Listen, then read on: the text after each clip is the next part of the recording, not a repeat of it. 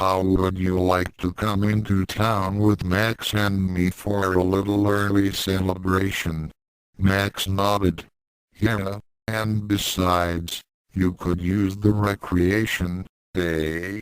Rick considered the proposal and then smiled. Well guys, it sounds so good. It'll be my treat. In the hangar of the elite Quadrono units, the female pilots saluted their best as the micronized ace of their squadrons entered the tiny delivery capsule and strapped herself in. They did not understand why their leader had decided to shrink herself and infiltrate the SDF-1, but they did not ask any questions. Miriya nodded to one of her subordinates as she entered her Quadrono unit and prepared to launch. The time grew near and soon her honor and reputation as the #1 combat pilot would be restored. With Max Sterling's death. Here you go. One giant top sirloin, medium rare.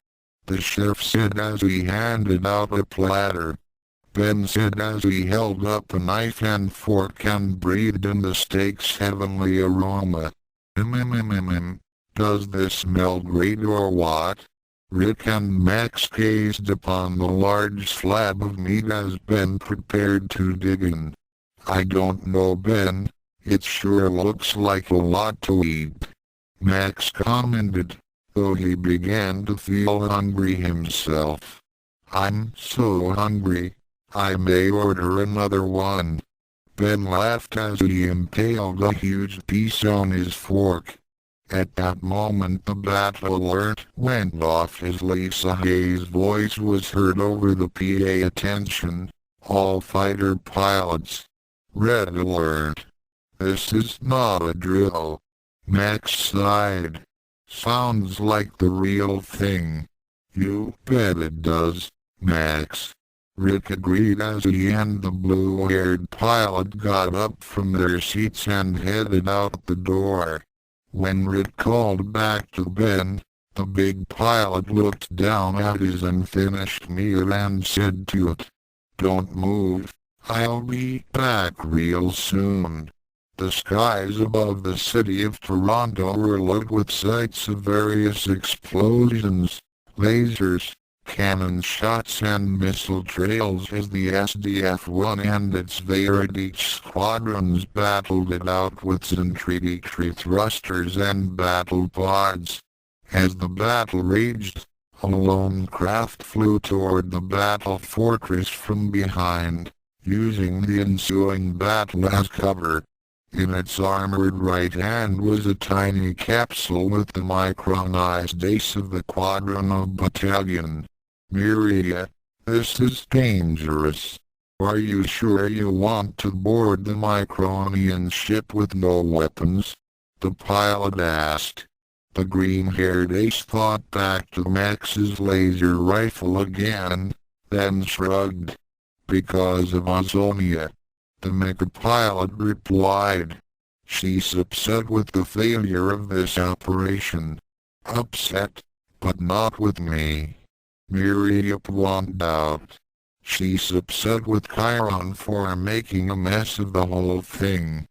But enough, just deliver me to the Micronian ship. The pilot nodded as she streaked toward an unprotected area of the fortress and tore into the hull. Within minutes, she deposited her cargo and made her escape.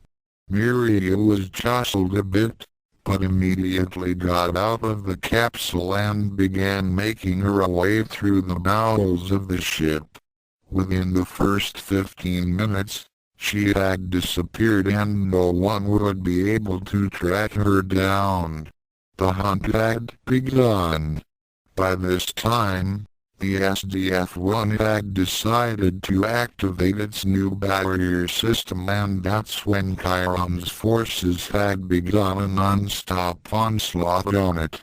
It wasn't long before Rick's squadron received orders to attack the Zentridi cruisers before the barrier overloaded. Max dug in with his wingman and shifted to battloid when he reached the surface of one of the enemy ships. He threw everything he had, blowing up laser turrets, destroying missile launchers and cannons. He and the rest of the Skull Squadron did their best, but the enemy continued the attack. It seemed that nothing would stop them. Unfortunately for everyone present, something was about to stop this entreaty, at a terrible price. Max found himself near the heart of a hellish firestorm as Rick was giving orders to clear out. The barrier was about to chain react, and that meant that everything was about to be obliterated. He put his machine through its transformation to fighter mode and blasted away from the cruiser, just as the barrier's energy began to engulf it. As he hit his afterburners, he desperately looked about for his wingman and saw the Skull One ahead of him. But where was Ben? Where was his best friend and brother? He then heard Rick Hunter's desperate voice on the tactical net. Ben, hit your afterburners now. Do you copy? Ben's terrified voice was heard as Max caught sight of his Veritich, as it was engulfed in the barrier's energy. It's too late, Rick. I can't.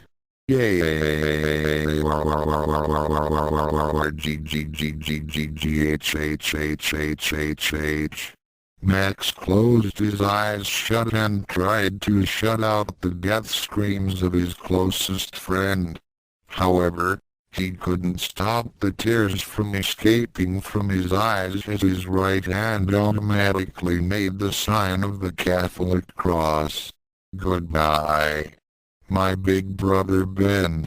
June 2010, a few days after the barrier overload and the destruction of Toronto. Max sat alone in the steakhouse in front of the grill, where his best friend and closest thing he had to a brother, had eaten his last meal. It had been rough since he had lost him to the barrier overload. Naturally, of course, the civilians were refused permission to land after that terrible incident, and the United Earth government had been given the SDF-1 orders to leave the planet. The only good news was that Max had been promoted to second lieutenant, and it had barely been a month since he had achieved the rank of third lieutenant. However, he had no wish to celebrate his promotion. When he had offered to Rick to deliver the formal notification of Ben Dixon's death to his parents, he had prepared for the worst. Of course, Mr. Dixon blamed him for the loss of his son and was on the verge of physically beating him to death. Max had been ready to receive whatever punishment Ben's father would mete out. After all, he had failed in his promise to protect Ben and deserved whatever Mr. Dixon had in mind. However, it was Mrs. Dixon's voice of reason that had saved him. Though she was also distraught at losing her only child, she did not blame Max for what had happened. She told her husband that their son had always gone through life with that big goofy grin and never thinking about the consequences. That was how they were going to remember and cherish him. As far as she was concerned, Max was forgiven, for he had done all he could to keep him safe. Max sighed and shook his head.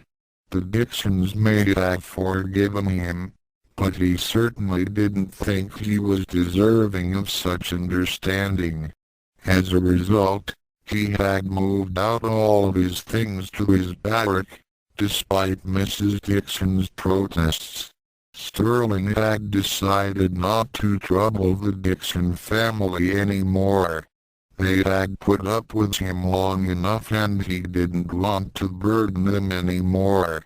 As he continued to stare at the sizzling grill, he began to accept the fact that he was now alone in the universe again.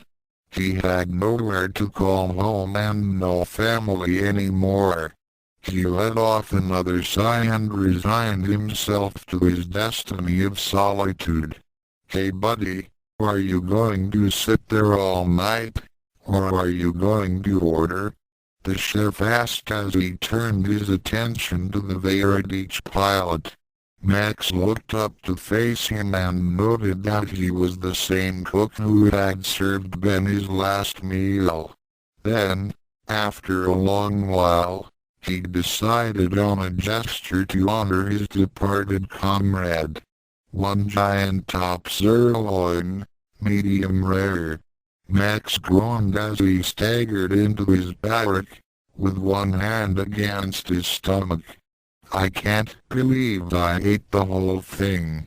He made his way to the bathroom and opened up the medicine cabinet. Taking out a bottle of antacids, he popped 2 pills into his mouth and downed them with a glass of water. He then made his way to his bunk and plopped himself heavily down upon the mattress. As he let the antacids do their work on his stomach, he stared up at the ceiling and contemplated all that he had gained and lost in his life. He felt as if he had lost far more than he had gained. After all, what was the point of being the best fighter pilot of the SDF-1, if everyone that he ever cared about wasn't there with him to celebrate? Once again, he felt that overwhelming feeling of loneliness and wondered if he could ever find someone who could alleviate the emptiness in his heart. Mrs. Dixon took down her laundry as she thought about Max and his sudden departure from her home. She had watched him grow up with Ben and he had become the second son she never had. She hoped that he was doing all right and was praying that he would come around and contract her or her husband soon. It was times like this that people needed each other the most. It was just as she was reaching for the last articles of clothes that she discovered that several of her garments were missing from the clothesline. She wondered just what had happened to them. "That was my favorite blouse and vest." In a nearby alley, Miriya smiled as she got out of her sackcloth dress and into the new disguise she had obtained. She found the clothes she had pilfered to be strange, though they fit to her light figure quite nicely. She wondered what the elaborate ruffles on the top garment was for. Perhaps they were some kind of military insignia or sign of rank. She then pulled on the leggings she had gotten from another clothesline, and wondered just why they only came down to her mid-calf. The footwear she had found were also unusual. How could anyone stand with such high heels? She then reasoned that it was for some kind of balance training. Putting those thoughts aside, she was confident that she would not be recognized as his entreaty and began her quest. "Whoever you are, my crony and ace, Miriya Parino shall find you." To be continued. Author's notes: most readers would recognize this chapter from Farewell Big Brother and Bursting Point, as well as issue 5 of Love and War. I crammed these 2 episodes together as I feel that they had 2 of the critical turning points in Max's life, namely his battle with Miriya and the loss of Ben Dixon. I added that steak order scene as Max's way of honoring his close friend. This story is a pleasure to write, and I've decided to extend it 1 or 2 chapters past the intended 8. Next up, Miriya begins to discover the joys and horrors of Micronian life as Max must go on with life without Ben.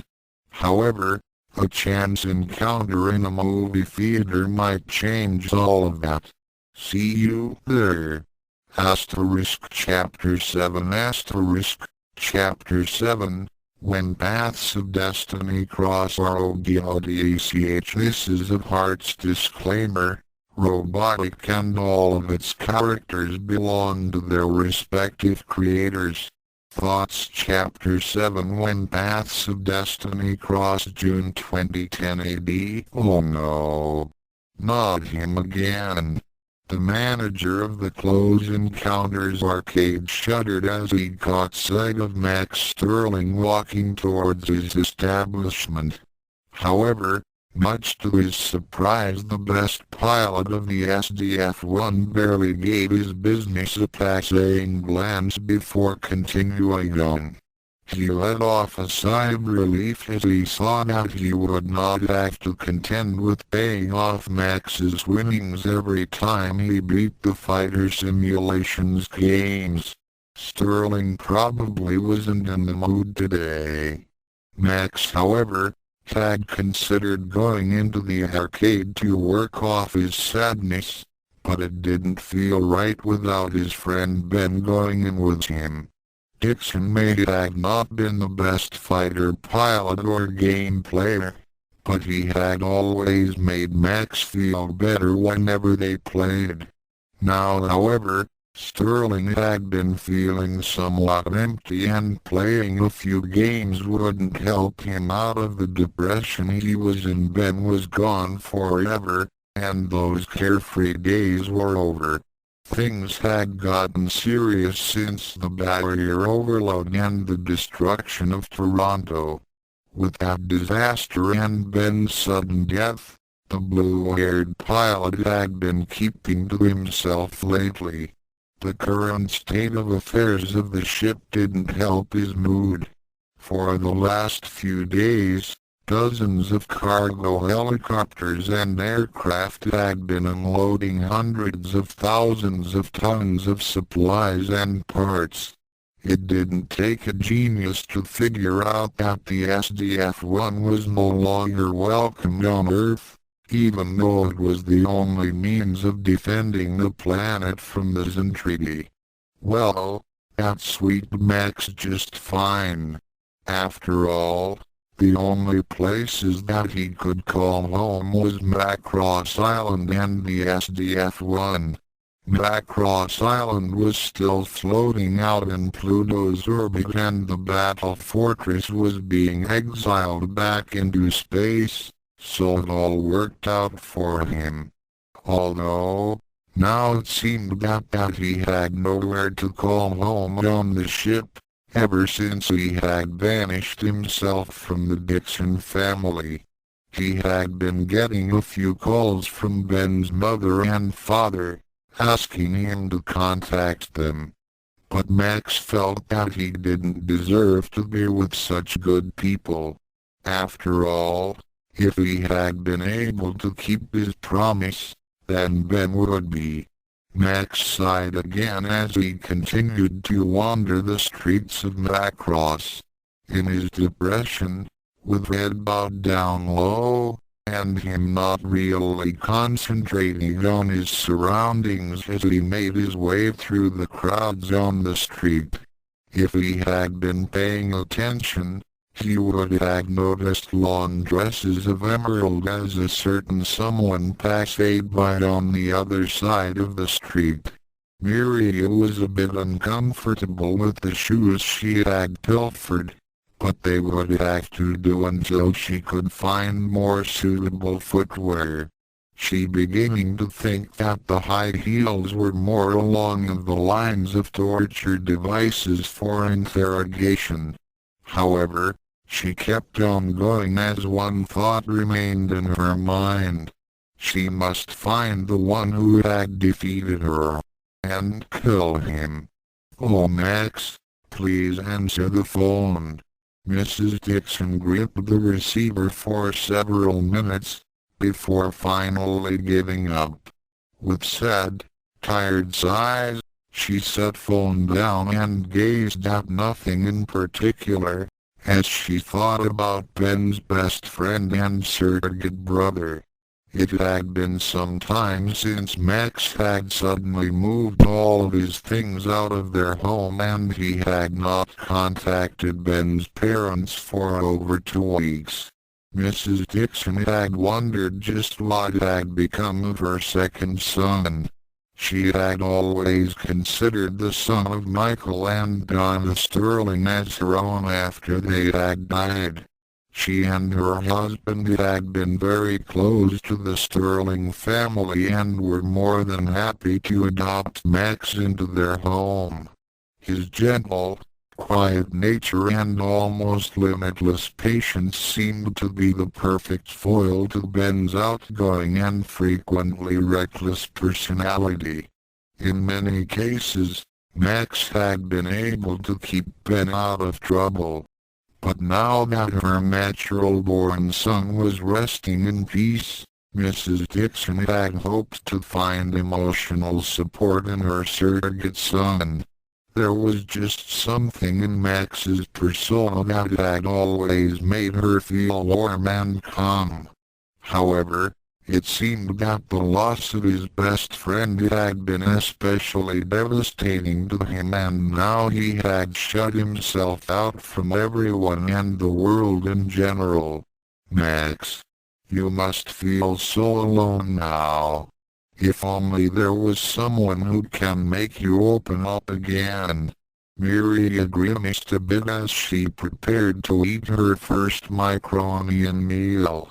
She was a bit irritated when she had realized that she had neglected to take some rations with her, before embarking on this quest for revenge. Therefore, she would have to eat what the Micronians ate, and to her, it didn't seem very appetizing. Who would have thought that the Micronians ate animal and plant tissue? It was a far cry from the clean, sanitized and simple nutrition pills that Olsen Treaty ate. Nevertheless, she was willing to endure the torture of dining to accomplish her goal. She had taken up residence in one of the many unused storage areas of the SDF-1. Ironically, it was the same one that Max and the Treason Treaty spies had been in, during the Battle Fortress return to Earth's surface. The storeroom had become the pilot's base of operations as she continued her search for the one who had defeated her. The storage area had several large canvas bags that she could use for sleeping on, and there were water mains that she could tap into for cleaning and drinking. Food and clothing, however, would have to be obtained when opportunities presented themselves, such as her current supper of a ham sandwich and chips, which she had gotten after jumping on a customer as he exited from a diner with his takeout order. Early on in her quest, she had discovered that there was some kind of process in which the Micronians exchanged some strangely printed paper and metallic discs for food and services. She found the concept of money, as they called it, to be incomprehensible, and obtaining those papers and discs was just as puzzling. She decided that the simplest methods would be best for this kind of situation. She would simply take what she wanted or needed, such as her current wardrobe and dinner. Taking a deep breath, she took a tentative bite of her sandwich and began chewing. Expecting a foul taste, she instead found the meat and bread to be surprisingly. She couldn't describe the sensation, but it was quite enjoyable. The strange yellow and red paste had some textures and flavors that she couldn't quite identify, but they made the meat seem more electric. It somehow made her taste buds feel so charged up. The Zentridi rations she had been eating all of her life had never made her feel so stimulated. Just what kind of strange powers did Micronian food have? A fortnight later, Max sighed as he watched from a porthole, as the Earth recedes into the distance. There was no turning back. The SDF-1 was no longer welcomed on his home world, and frankly, it didn't matter to him. There wasn't anything on Earth that would make him want to stay anyway. Well, he did enjoy seeing the sunrise and sunset on the planet's surface. But that was all in the past, and he would have to get used to the simulated environment of the ship's holographic system. It had taken some time, but Max had eventually decided that he had to get on with his life. Ben wasn't coming back, and the blue-haired pilot had to deal with that fact for the rest of his days.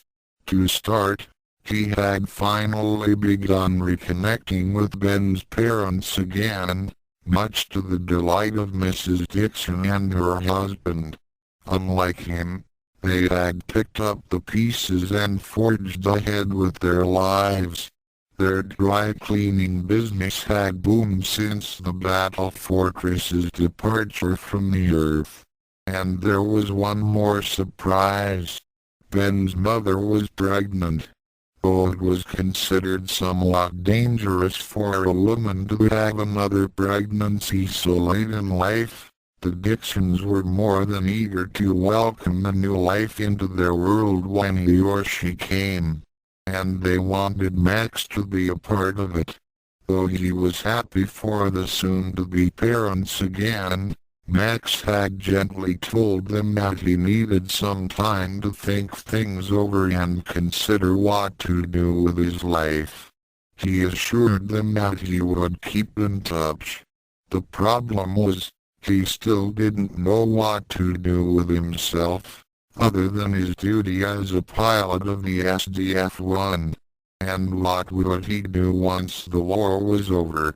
Ever since Ben died, he didn't exactly have any plans for the future.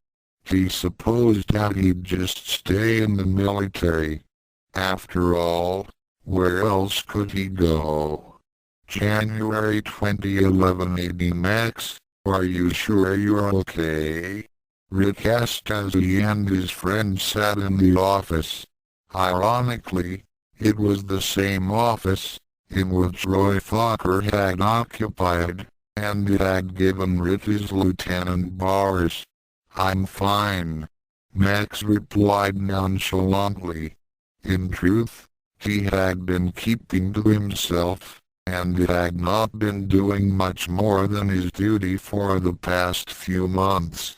The Zentridi seemed content to just trail the SDF-1, despite the fact that there were more than 1 million ships out there. He had been occasionally seeing the Dixon family, helping out at their dry cleaning business, and checking up on Ben's mother. Her pregnancy had been coming along fine, and with the recent advances in modern medicine, the middle-aged woman was going to be all right when her child was born. She had even settled on a name, Maxine Dixon. Max had been quite surprised to learn that the baby was going to be a girl, and was even more amazed to learn that she was going to be named after him. Would you mind telling me why you called me, Lieutenant? Max said as he focused on the present. Max, when we're alone, you can drop that rank and file stuff. It's Rick, okay? Alright, Rick then. So why did you? At that moment, the door opened, and in stepped the young corporal with a cheerful smile on his face. Saluting smartly, he introduced himself. Corporal Jansen, reporting as ordered, sir.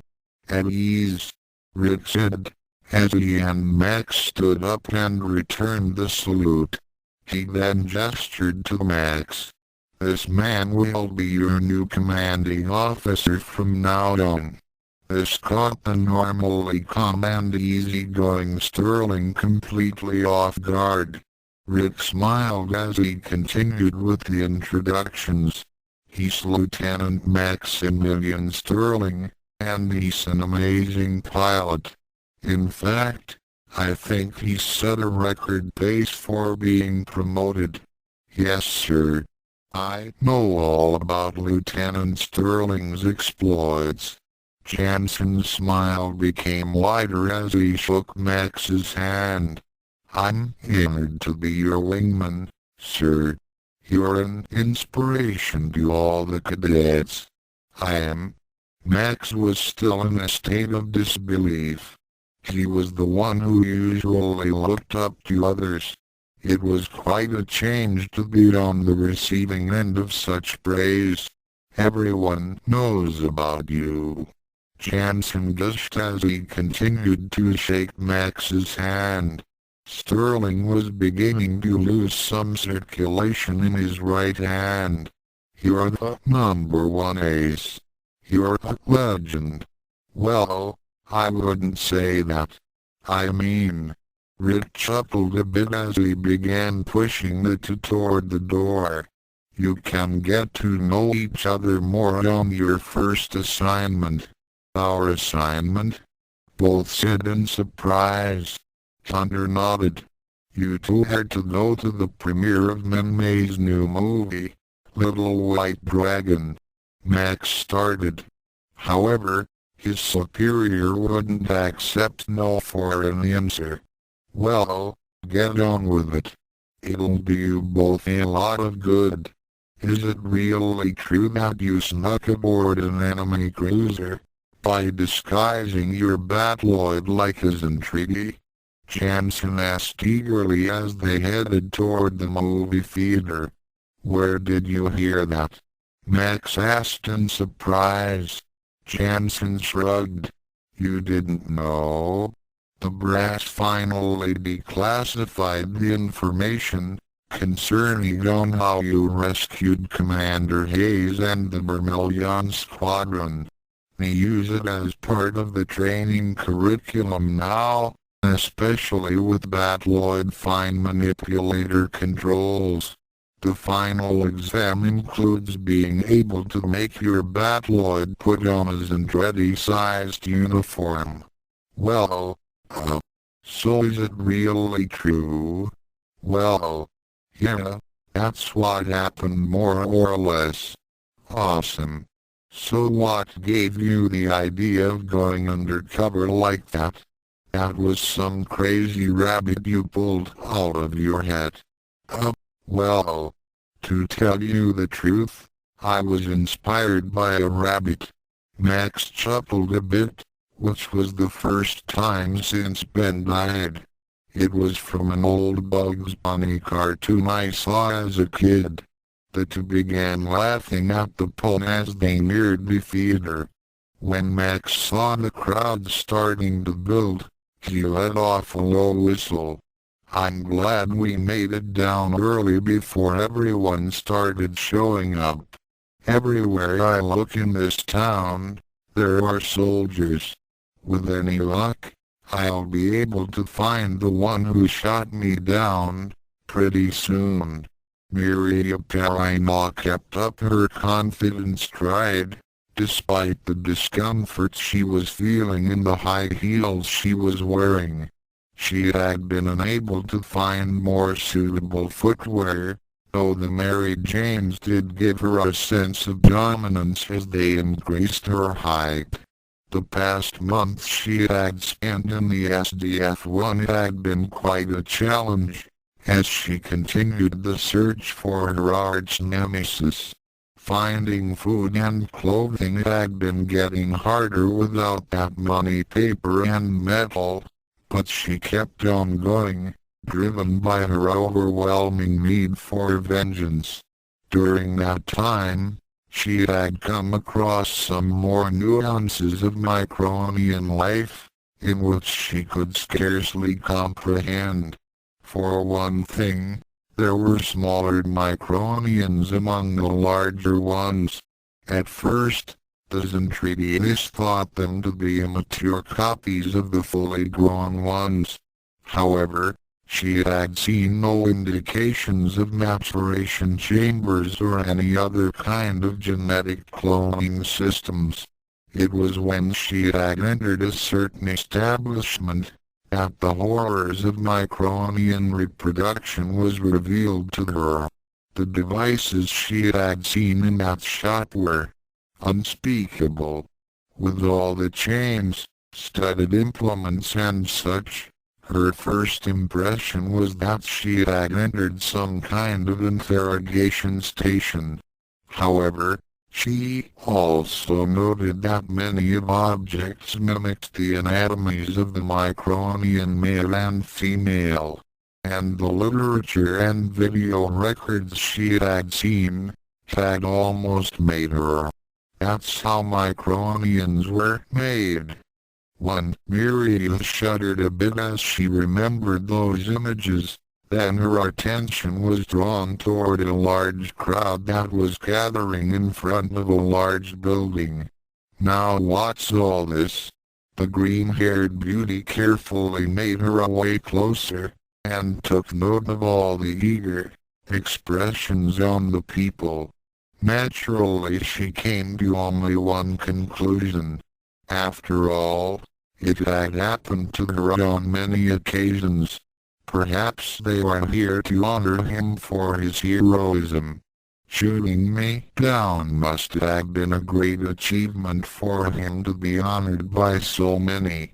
Halfway through the movie, Max was not too happy that Lynn Kyle was one of the stars of the film. His anti-war speeches and disdain for the military had been growing since the destruction of Toronto, and that only hurt the RDF in its efforts to defend the Earth. However, he decided that he shouldn't let that fact spoil the rest of the movie. He was here to enjoy himself and get to know his new subordinate. As he silently watched the story, he did not notice a certain someone sitting nearby. In fact, if it weren't for Corporal Jansen sitting between them, Max would have met his destiny face to face. It was yet another near miss in the cosmic wheel of fate. What a truly magnificent warrior! Surely he must be the one who shot me down. Who else would have such courage? Miriya was so enthralled by what she saw on the screen, that she was unaware that her true quarry was sitting less than 2 feet away. As far as she was concerned, Lynn Kyle was the one she must kill. That was when the battle alarm went off. Their timing's great. Right in the middle of the film. Max sighed as he and Jansen stood in a crowd that was being toward a shelter. Well, what can you do? The corporal said while shrugging his shoulders. It looks like the enemy don't care much for movies. It was at that point that he noticed that his superior wasn't paying attention. Max felt as if his heart had just stopped. However, he had a good reason. After all, how often does a virtual angel pass by? What first caught Max's attention was the green hair. Like his own, it stood out in the crowds and made a statement of individuality. And as his eyes traveled down her long, emerald tresses, They savored every detail of her features. She had large, lively eyes of forest green, an oval face with statuesque cheekbones, cute nose and full, red lips that seemed to beckon to him. Her body showed off a lithe figure, in which her somewhat odd garb hugged every curve. She wore a tight-fitting lavender vest, which barely contained her full bosom. Max mentally smacked himself for staring too long at that area.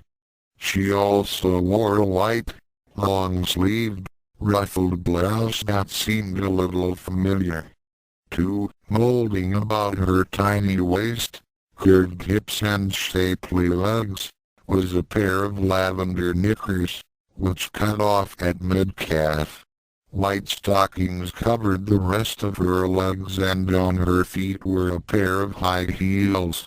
Though her physical beauty was more than enough to leave Max spellbound, there was something else about her that made him feel more intense than any other time in his life. His heart rate quickened and he felt a very warm sensation within him that threatened to overwhelm his senses. It was a kind of an aura or presence about her that made him feel drawn toward her. Before her, flying in a Veritich against the enemy had been his only excitement, the only thing that could lift him up. Now, it seemed to be a poor second compared to her. As she disappeared into the crowds, not even noticing that she was being observed, Max summed up his intense feelings in one word. From that moment on, Max Sterling had realized what he wanted in his life. Now all he had to do was find her again. March 2011 AD. Max sighed as he strapped himself into the Blue Devil II. The past month and a half had been an emotional roller coaster for him, as his search to find the girl of his dreams had so far been unsuccessful. He'd been asking everyone he knew for the whereabouts of his mystery angel. However, he had been hitting dead end after dead end. No seemed to know about her. How could that be? Didn't everyone know everyone else in Macross City? Max had been following rumors and sightings, but he still hadn't been able to find her. He had been rehearsing as to what he would say to her once he finally located his elusive quarry. But with every missed encounter and false lead, it was beginning to look like the proverbial needle in the haystack. There were, after all, over 70,000 people on board the SDF-1, and he couldn't devote all of his time in looking for her. He had his duty as a Veritich pilot. As he signaled to the deck crew that he was ready for takeoff, Max made a silent vow to himself. He would find his green-haired beauty, and when he did, he'd ask her to marry him on the spot. Sterling then found himself wondering why he had such an impetuous thought. That wasn't like him at all. It sounded like something Ben would say. Max didn't even know the girl, and here he was, imagining a life of matrimony with someone he had briefly seen at a movie theater. However, this wasn't just any other girl. Somehow, he knew that there was something about her that was special, and he couldn't rest until he saw her again. He couldn't get her out of his mind, and she would often appear in his dreams, teasing at his psyche, as if daring him to try and catch her. He hadn't been so stimulated since the time he had chased an enemy quadranoise and faced the Zentridi down in the SDF-1. Max became surprised as images of that titanic battle came to him, but he shook his head to clear it. Why would this girl remind him of that encounter? They had nothing in common with each other, right? Miriya continued on her search for the Micronian ace who had defeated her. Recently, she had come across an observation deck, which allowed people to watch the Veritices as they launched. By yet another whim of destiny, it was the same one, in which Max and Ben had been enduring the Battle of Saturn's Rings, and when they had decided to join the Robotic Defense Force. Now it was being used by his entreaty spy to kill the best ace of the SDF-1. Whenever she heard a battle alert, Miriya would come up to this section of the ship and wait for a certain Veritas to appear. She watched with great interest, through the binoculars she had purloined, hoping to see a blue-trimmed. Ah! So there he is. Her heart rate began to step up its pace as she saw the mech being set up by the catapult. She zeroed in on the cockpit of the fighter and growled as she, once again, couldn't see the pilot's face. All she could see was the back of his helmet. Turn around. Turn around. Just who are you? The Zentradius had recently come to the conclusion that the warrior she had seen on those battle records was not the one she was seeking. During the past few months, she had seen Linkaya in various gatherings, preaching about stopping the war and leading a coup against the military. That most definitely did not sound like the Micronian ace she expected to have beaten her in battle. Her suspicions were confirmed once she had found this observation deck and saw the real pilot of the Blue Devil I take off against the enemy. For the last month and a half, she had observed him in action, as he was sent out on patrol. She had hoped to glimpse his face. If she knew what he looked like, then hunting him down would be much easier. However, the angle in which she could see the Veritices as they were launching only afforded her a view of the rear of the fighters, and when they came in for landings, they came in too fast for her to see the pilots clearly. Then they would taxi toward the loading elevators, dropping down out of sight. However, she maintained her vigil as she knew that sooner or later, she would see the face of her arch-enemy, and then she would kill him. It was just then that she caught sight of a fleet of 30s and treaty ships approaching the SDF-1. She immediately recognized the lead ship as Commander Brete's flagship and wondered if the legendary Zentradi officer had some kind of plan in mind. She then decided to head back to Macross City. Later, Max couldn't believe what he was hearing. The Zentradi had invaded the ship. The people of Macross City were in grave danger and he had to get back to the battle fortress immediately. Max steeled himself as he followed Rick Hunter through a large access hatch, which was the same one he had used to chase down that one Zentradi Quadrano unit all those months ago. Now he would have to fight not one, but several dozen enemy fighters in the confines of the city within the SDF-1. His thoughts became more focused as he prepared to give his all in defense of the ship. As soon as he flew into the skyline of Macross, he broke away from Rick's position and headed toward the eastern sectors of the city. Miriya was quite surprised to see Zen treating Mika in the streets, and she had to take cover, or become a victim of friendly fire by elements of her own military.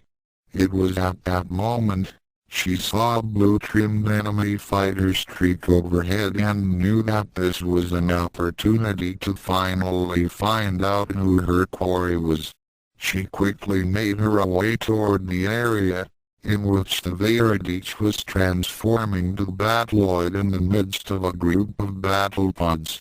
Though he was outnumbered 5-1, the Micronian ace took them all out with methodical ease and uncanny accuracy, firing this way and that, and dodging everything that his opponents could throw at him. In less than a minute, he was surrounded by smoldering heaps of scrap and exploding ordnance. Miriya crept even closer to the enemy Mika, as it stood and surveyed the area, looking for more challenges. She was certain that if she could get near enough, she'd make out the markings and perhaps a name. However, when she got within 50 feet of the machine, the Veradich's head turned and its large, cyclopean eye focused on her. A minute later, the rest of the Battloid swung about with its autocannon poised. This made the green-haired ace pilot stiffen and become white as a statue. Her greatest foe had her on his sides. It's her. Max's heart did a sudden stall as he gazed upon Miriya Parino. He had just polished off his latest kills, when his sensors detected life signs nearby. He instinctively swung his Mika about with autocannon ready and fell in love. She looked even more beautiful than he remembered. Ever since that day at the movie theater, he had been searching and searching, and now he had found her. Though this was definitely not the time to lose one's focus, especially in the heat of a pitched city battle, Max couldn't help but continued to just sit there and WHABOM.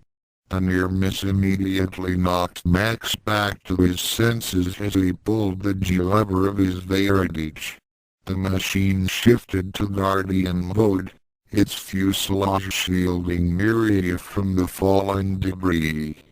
Making certain that he did not step on her, he pivoted about and began firing at more enemy units as they converged on his position. He reached for the loudspeaker controls of his machine and flipped on the switch. However, his console lit up with a damage report. A near miss had caused his loudspeaker controls to malfunction. He couldn't call out to his dream girl to take cover. Miriya couldn't believe that she had just been saved by the one she wanted to kill the most. And now that the Mika was in Guardian mode, its cockpit was open for her to see who was inside. But being underneath his Mika, she could only see the underside of the fighter. It just wasn't fair. She was so close. Her foe was only a few scant meters away and she couldn't do anything about it. She could only cover her ears as the roar of his autocannon and sound of enemy fire drowned out all other noises in the area. As more battle pods came in and continued firing, she decided that the opportunity was lost and she had to leave before she lost her life. She cursed her luck to have been given such a chance and it was lost. She immediately began running away from the scene as Max continued to fire away. Soon, she was gone from sight, just as Max dispatched his attackers. Max wiped his brow as the last of his opponents fell. He then got his loudspeaker working and called out to the girl beneath his fighter. "Hey! Are you alright down there? All civilians are supposed to be in the shelters." However, when he saw that she wasn't there, he slumped down in his seat in disappointment. She must have run off when the battle pods attacked.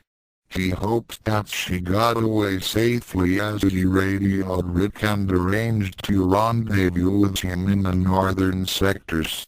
After the battle, Max was running like crazy through the Macross hospital. The Zentradi attack had damaged most of the city, before it was finally beaten back. That included the Dixon dry cleaning business. Civilian casualty reports were staggering and he did not want to know the final totals. This also caused him to go into worried frenzy when he got word that the Dixons had been taken to the emergency wards.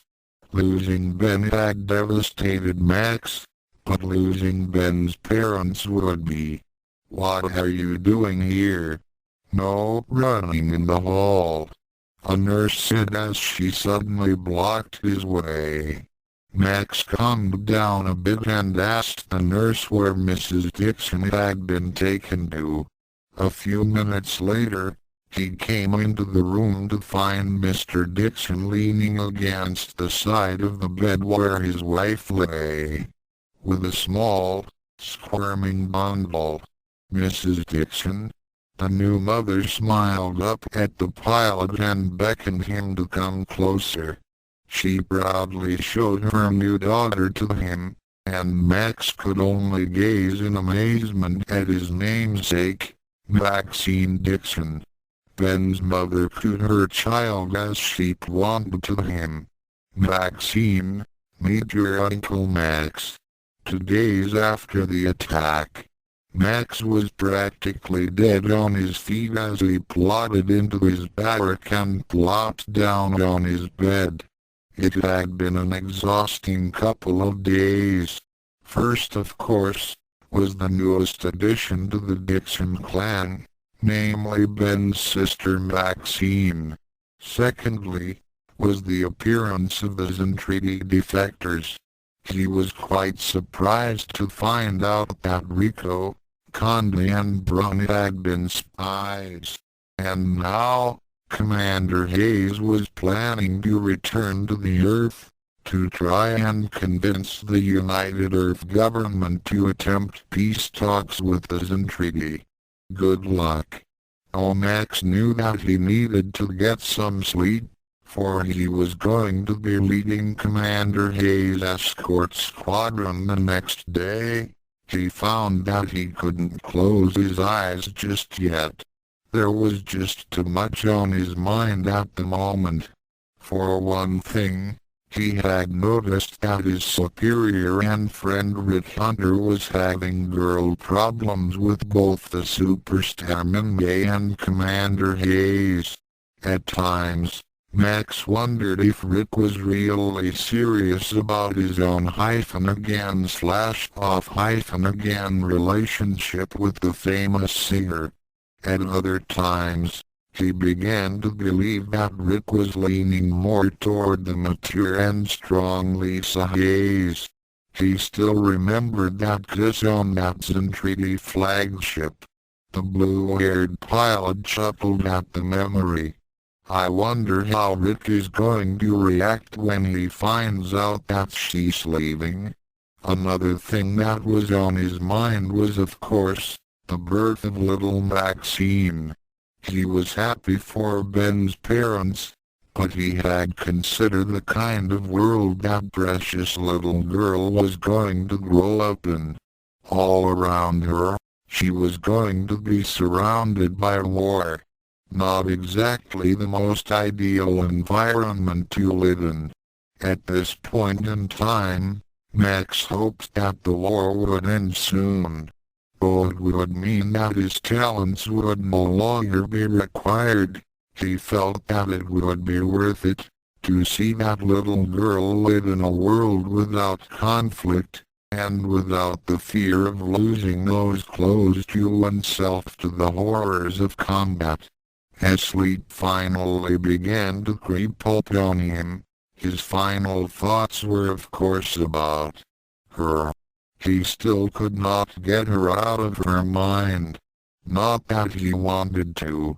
Her very image was one of the few things that truly gave him joy. He could almost swear that she was a part of his soul. It didn't make any sense, but he just had to meet her. He had to show how he felt about her. And he knew that he was close to finding her. He could feel that the time was near and he was eagerly awaiting the day when they would finally meet face to face. I wonder what she's doing now. Miriya smiled as she entered the Close Encounters arcade, which she had recently discovered several weeks ago. As a result, her money problems had vanished within this Micronian battle simulation center. At least, that's what she thought it was. Why else would hundreds of people come to this place every day but to train for battle? When she had first come across the arcade, the Zentradius had very little money on her person, aside from a few coins she had found on the streets. Stealing food and better clothes had been getting harder, but now she didn't have to. From those first few coins, she had put her innate talents to good use and gave the arcade manager someone else to worry about. The payoff piles of tokens could be redeemed for prizes, vouchers, and if one really pressed the issue, cash. The various machines varied from simple, straightforward exercises that concentrated on hand-eye coordination to combat-intensive programs, including mecha controls and hand-to-hand fighting. One game in particular had caught her attention in the beginning. It was called Amazon Princess, which reminded Miriya of her Quadrono initiation trial. Eventually, she drifted toward the Veritich simulator game, which Ben Dixon had loved, though he never been able to master. A day after Lisa Hayes' departure, he's been sitting there for over half an hour, and he hasn't even touched his food. Max decided that his superior needed a boost from his bout of depression and went over to where Rick was sitting. An hour later, after some gentle prodding and pleas, he managed to drag Rick toward the Close Encounters arcade. Great place, huh? You are going to love it, Max assured as they stood in front of the establishment. I don't know, maybe I should head home, Rick responded. Trust me, a few games in here, and you'll be pumped up again. With the mood I'm in, I don't think any game is going to make me feel any better. Oh, that's because you haven't tried it. Come on, I know what I'm talking about. With that, he pulled the Skull Eater into the dark and blinking world of electronic enjoyment. For Max, it was the first time he was inside with a good friend, ever since Ben Dixon had died. He had many fond memories of the big pilot as they had spent countless hours in places like these, honing their skills and challenging all the machines. And now, it seemed like old times with Rick. A little later. See? Nothing to it. With a little more practice, you'll get better. Then you'll start winning, Max said confidently as he and Rick descended the stairs of the upper levels of the arcade. In his hands was a large tray of tokens. Rick was a little put off that he didn't even come close to matching Max's scores, though the blue-haired pilot's cheerful demeanor and easygoing attitude did make him feel better. It was then that he noticed that Max's attention was directed elsewhere. Oh, that girl sitting at that game.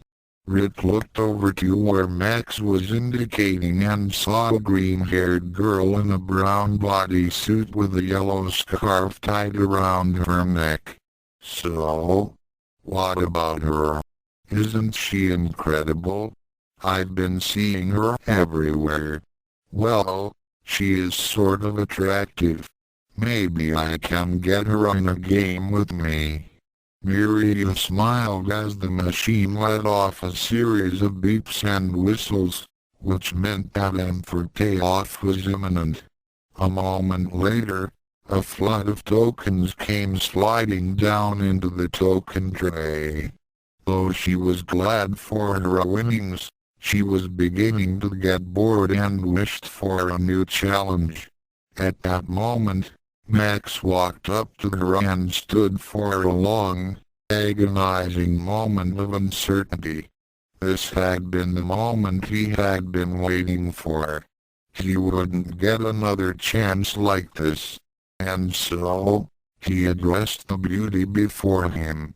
"Excuse me, but would you be interested in playing me a game? From what I've seen of your winnings, I think we'd be equally matched, don't you?" Miriya regarded the pilot that was addressing her, then considered the tray in his hands. "Are you willing to bet all that?"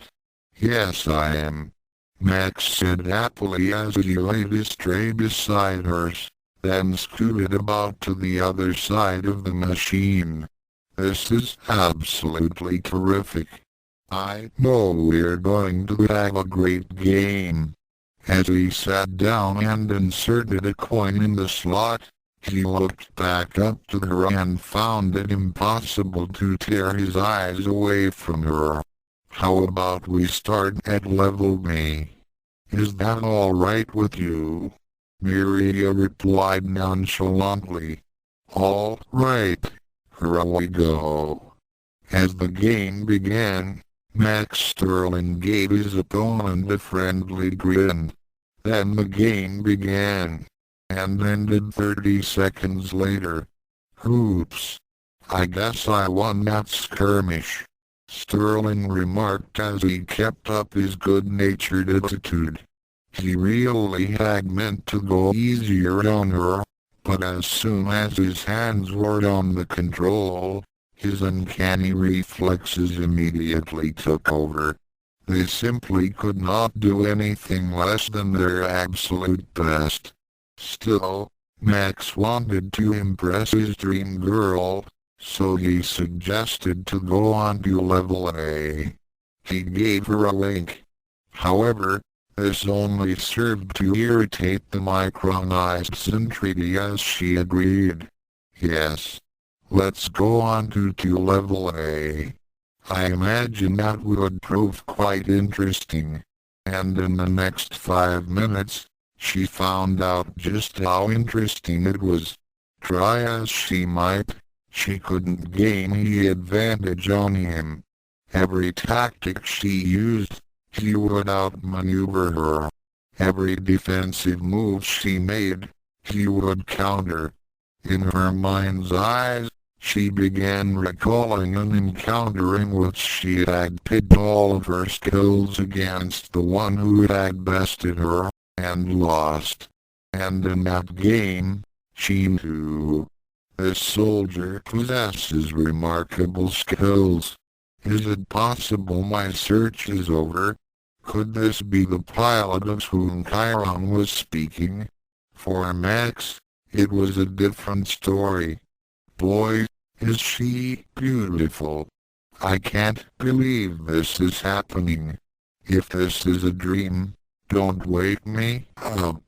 However, The dream ended as Miriya's simulated battloid was blown away by Max's. For this entreatiness, she was shocked to the core. I lost. He beat me in 5 minutes. It's unbelievable. I won't be humiliated like this. For Max, his self-modesty came to the fore as one observer remarked that he was some kind of piloting genius to have won such a battle. I dunno. I wouldn't say that exactly. There were some tight spots in the middle and near the end, but all in all, it wasn't too tough. Miriya couldn't stand it anymore as she got up to leave. However, that was when a gentle, yet firm hand took hold of her left wrist. Wait! Don't go! This is my only chance to get your name and phone number. Miriya tried to pull away, but Max wouldn't let her. My name is Miriya and I don't presently have a phone number. Max began to panic a bit. Without a phone number, how was he able to find her again? He quickly decided right then and there to make a date with her. Then would you meet me at the park tonight at 9 o'clock? Oh, whatever you want. Just let me go. When he did release her arm, Miriya breathed out an icy thank you and bolted out of the arcade in a seething rage. Max was of course unaware of the murderous feelings that she harbored as he looked down at his hand, and marveled at how smooth her skin had been and how slender her wrist was. A fellow pilot that was nearby nodded to him and said, "Well, friend, that was some beautiful lady you just made a date with. I hope she plans on showing up." Max nodded. "Isn't she something?" Miriya could scarcely believe it as she paced in her storage room hideout. The one who had defeated her looked nothing like she had envisioned the Micronian ace to be. However, she couldn't deny the evidence. The battle simulator had proven beyond a shadow of a doubt that he was the one she had been seeking all these months. And now the question was, what was she going to do? She would kill him. It was as simple as that. That was her goal. That was the reason she had allowed herself to be micronized. That was why she was here in the first place. That was why she had endured living as a Micronian. It was all because of him. At that point, she realized that she still didn't know his name, though she now knew what he looked like. Then she decided that it didn't matter. She was going to erase the one failure in her long career of success. What did it matter that she did not know what he was called? He would soon be dead, so she shouldn't care, right? However, there was something about him that made Miriya feel doubt. Oh, she would have never admitted it. The touch of his hand on her wrist had sent a kind of sensation that she couldn't describe. And the way he spoke to her made her feel a warmth that she had never known before. Shaking her head to clear it, Miriya went over to a small crate, which she had been using to store certain items that she had collected over the past few months. She rummaged about for a minute, then took out two small objects. She had been preparing for this moment for a long time, and soon, it would all be over. She unsheathed one of the knives and gazed upon the cold hard steel of the blade. She then imagined it stained in the red of Max Sterling's blood. Tonight, things would be settled, one way or another. 8 o'clock p.m. Max was more nervous than he had ever been in his life, as he straightened up his only sport jacket and knocked on Rick Hunter's door. When it opened, he tentatively stepped inside. "Hi boss. I'm sorry about coming in like this, and you were probably asleep. I was thinking about wearing this tie for the date. Then I thought, maybe it made me look too sophisticated, you know. Maybe I should wear a gold chain and—" "Max, calm down," Rick said while putting a comforting hand on his shoulder. "Going out on a date with a girl is supposed to be fun, right? So go out and enjoy yourself." Max took a deep breath and nodded. "Yeah, I know. It's kind of weird, you know. It's been months since Ben died, and I'm still a bit unsure of what to do. I'm not used to having fun without him, and now here I am going on a date." Rick interrupted while smiling. "You and I both know that if there was anyone who knew how to have fun, it was Ben. He would wanted you to enjoy life. He wouldn't want you to feel bad for him. He'd have wanted you to be happy. So go out there and be happy, for yourself and for him. Okay? Thanks boss." 9:20 p.m., near the fountain of Macross City Park. "Geez, it's getting late. I hope she's alright." Max wondered as he looked down at his watch for the umpteenth time. He had gotten to the spot at exactly 9 o'clock, but his dream girl had yet to show up. He had begun to wear down the grass near the fountain as he waited for the one who had entranced and beguiled him with just her presence. Of course, he didn't know that she was also planning to kill him. In fact, he was so concerned over what to say to her when she finally appeared, that his usual heightened sense of awareness was dulled that night.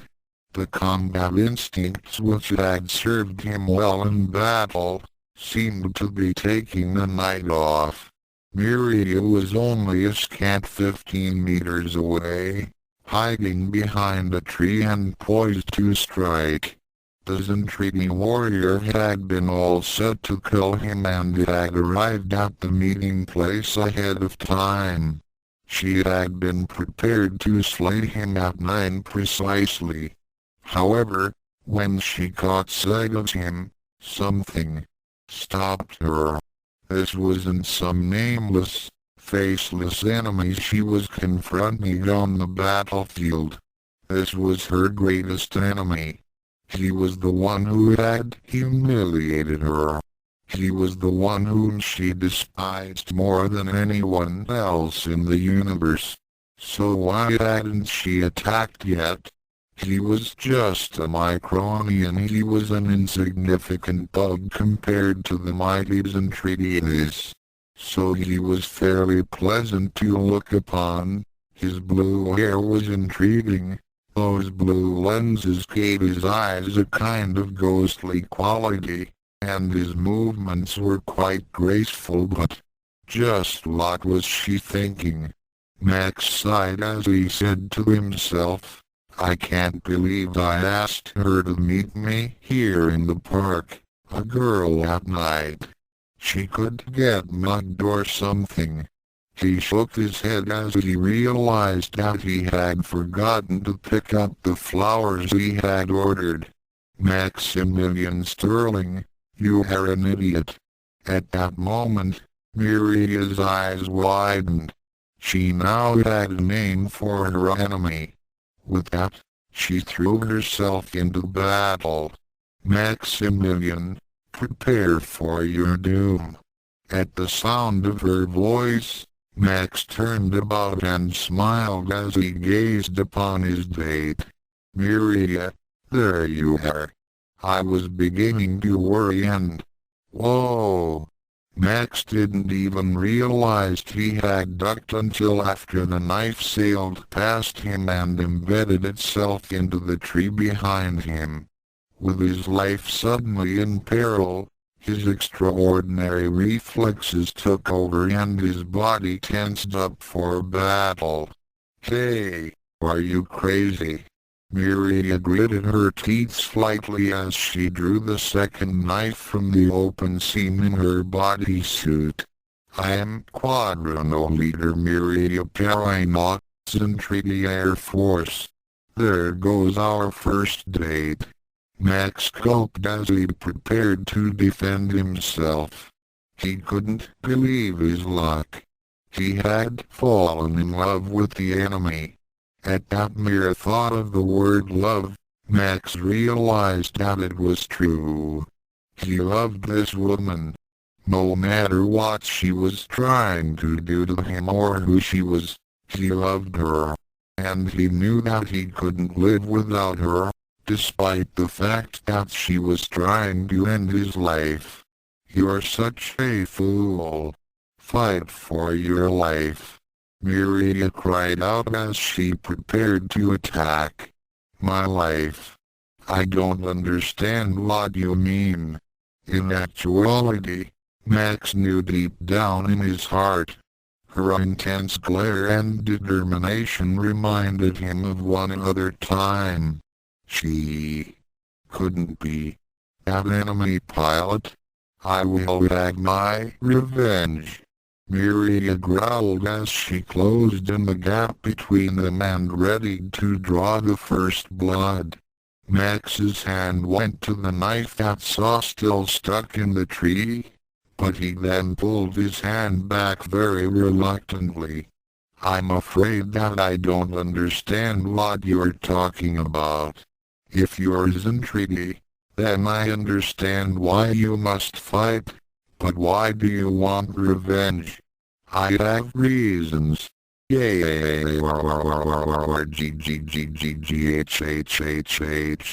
Max dodged a series of quick cuts and stabs as Miriya slashed away at her target. He still refrained from counter-attacking as he couldn't bring himself to hurt her. How could he? She was his green-haired angel. Causing her any harm made his heart ache terribly, never mind the fact that Miriya intended to cut it out of his chest. I am the Zentridi's greatest pilot and I will not be humiliated by my cronian. Time and time again you have humiliated me. But now it ends. The first time you were lucky, and the second was your final victory. I will defeat you. That statement confirmed Max's suspicions about her identity, though all of his being desperately wished that it wasn't true. However, it was at that time that he found himself falling toward the ground as he tripped over an exposed tree root. Miriya sprang at him, intent on finishing him off, but Max reacted without a thought as he held up a flat rock and deflected the knife's blade. Working a lead trip, he managed to roll away and get to his feet. Spotting the knife that was still embedded in the tree, he made a beak for it. Gotta get that knife. However, Miriya was hot on his heels. Run, little man, run. You may be a great man, but what is a man compared to Zentridi? In a flash, Max was armed and the two began to duel. Incredibly, the two abandoned all sane knife-fighting techniques to fight as if they had swords. Back and forth, sparks from their blades flew as the two greatest pilots of the robotic corps battled it out. However, it was the sparks in their hearts that were most intense. What can I do? I can't hurt her. I love her. I wonder what the court-martial punishment is for falling in love with the enemy. He must die. For my honor he must die. And yet, he is magnificent. An extraordinary fighter. Never have I been challenged like this. How I wish this could go on. He's so... No. I cannot be distracted by such thoughts. I must. No. Before she could even think about it, her weapon was gone from her hand and stuck in ground several meters away. Max's knife point was only a few scant inches from her throat.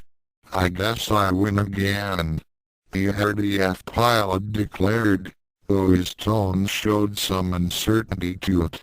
I've lost to you. Miriya trembled as she realized that she had been utterly defeated, and that was a shame that she could not endure. She sank to her knees and let tears flow from her eyes. It was over. End my life.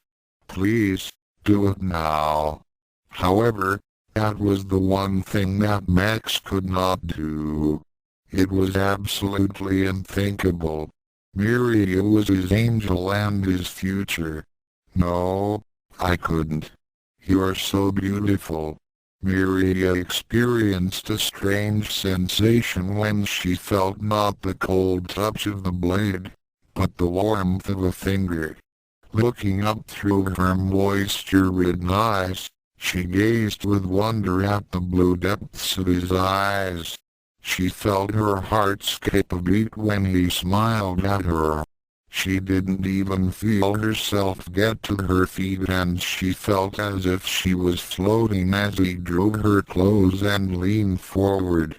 What is he doing? What?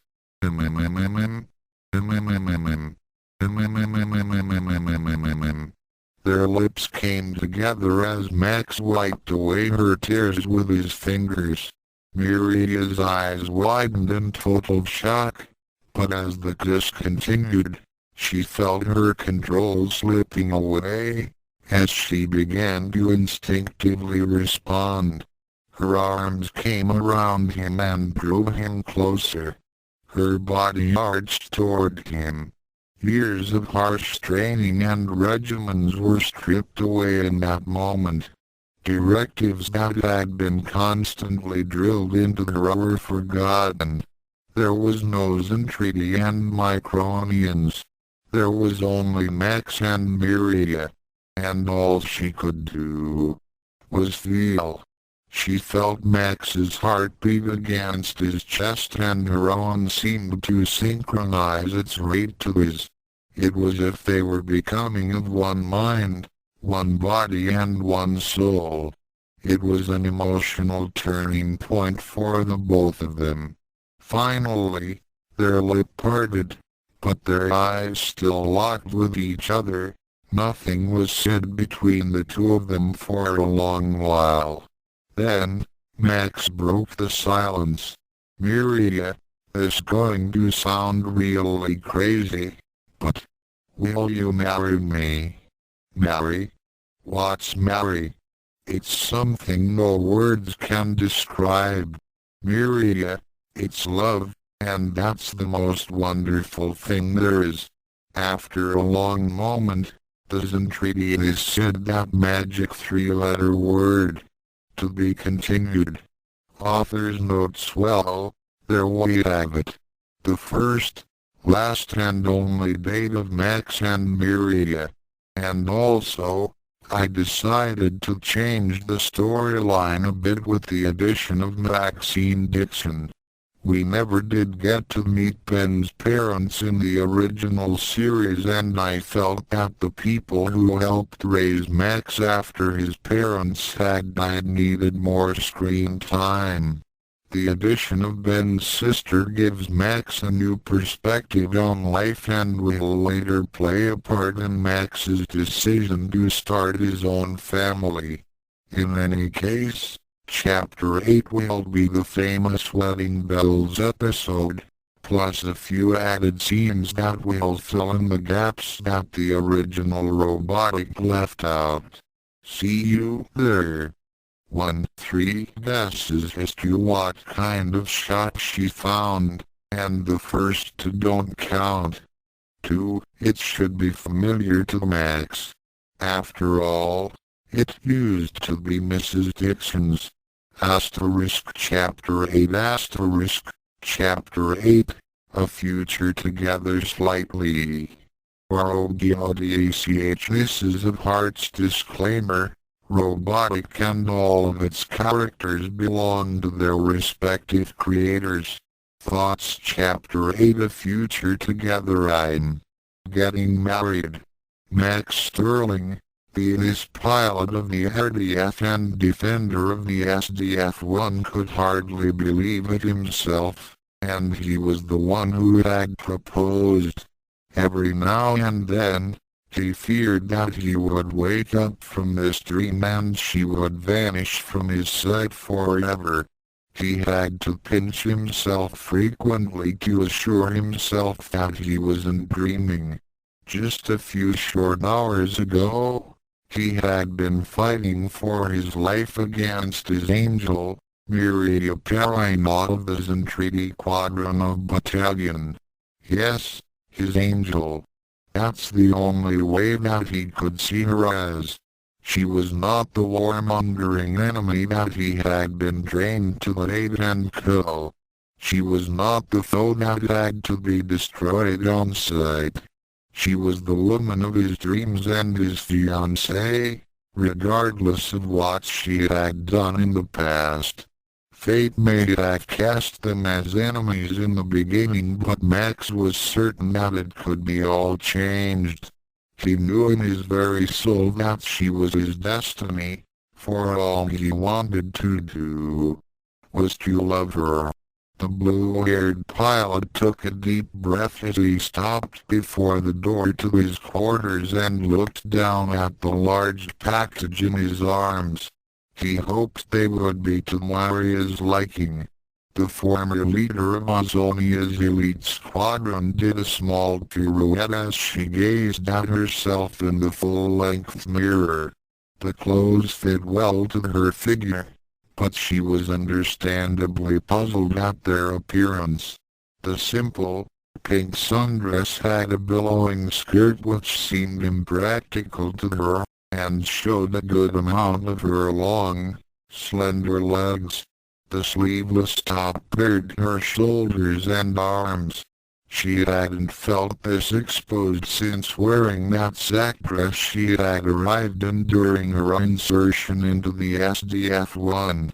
The shoes were like the ones she had originally wore, but they were more comfortable and had lower heels. Max? What military purpose does this garment serve? Miriya asked hesitatingly. Well, none. Max replied as he was still in awe at how lovely she looked. He was sitting nearby and had been doing nothing but drinking in the sight of his green-haired beauty. None? But if it's not for battle, then what is it for?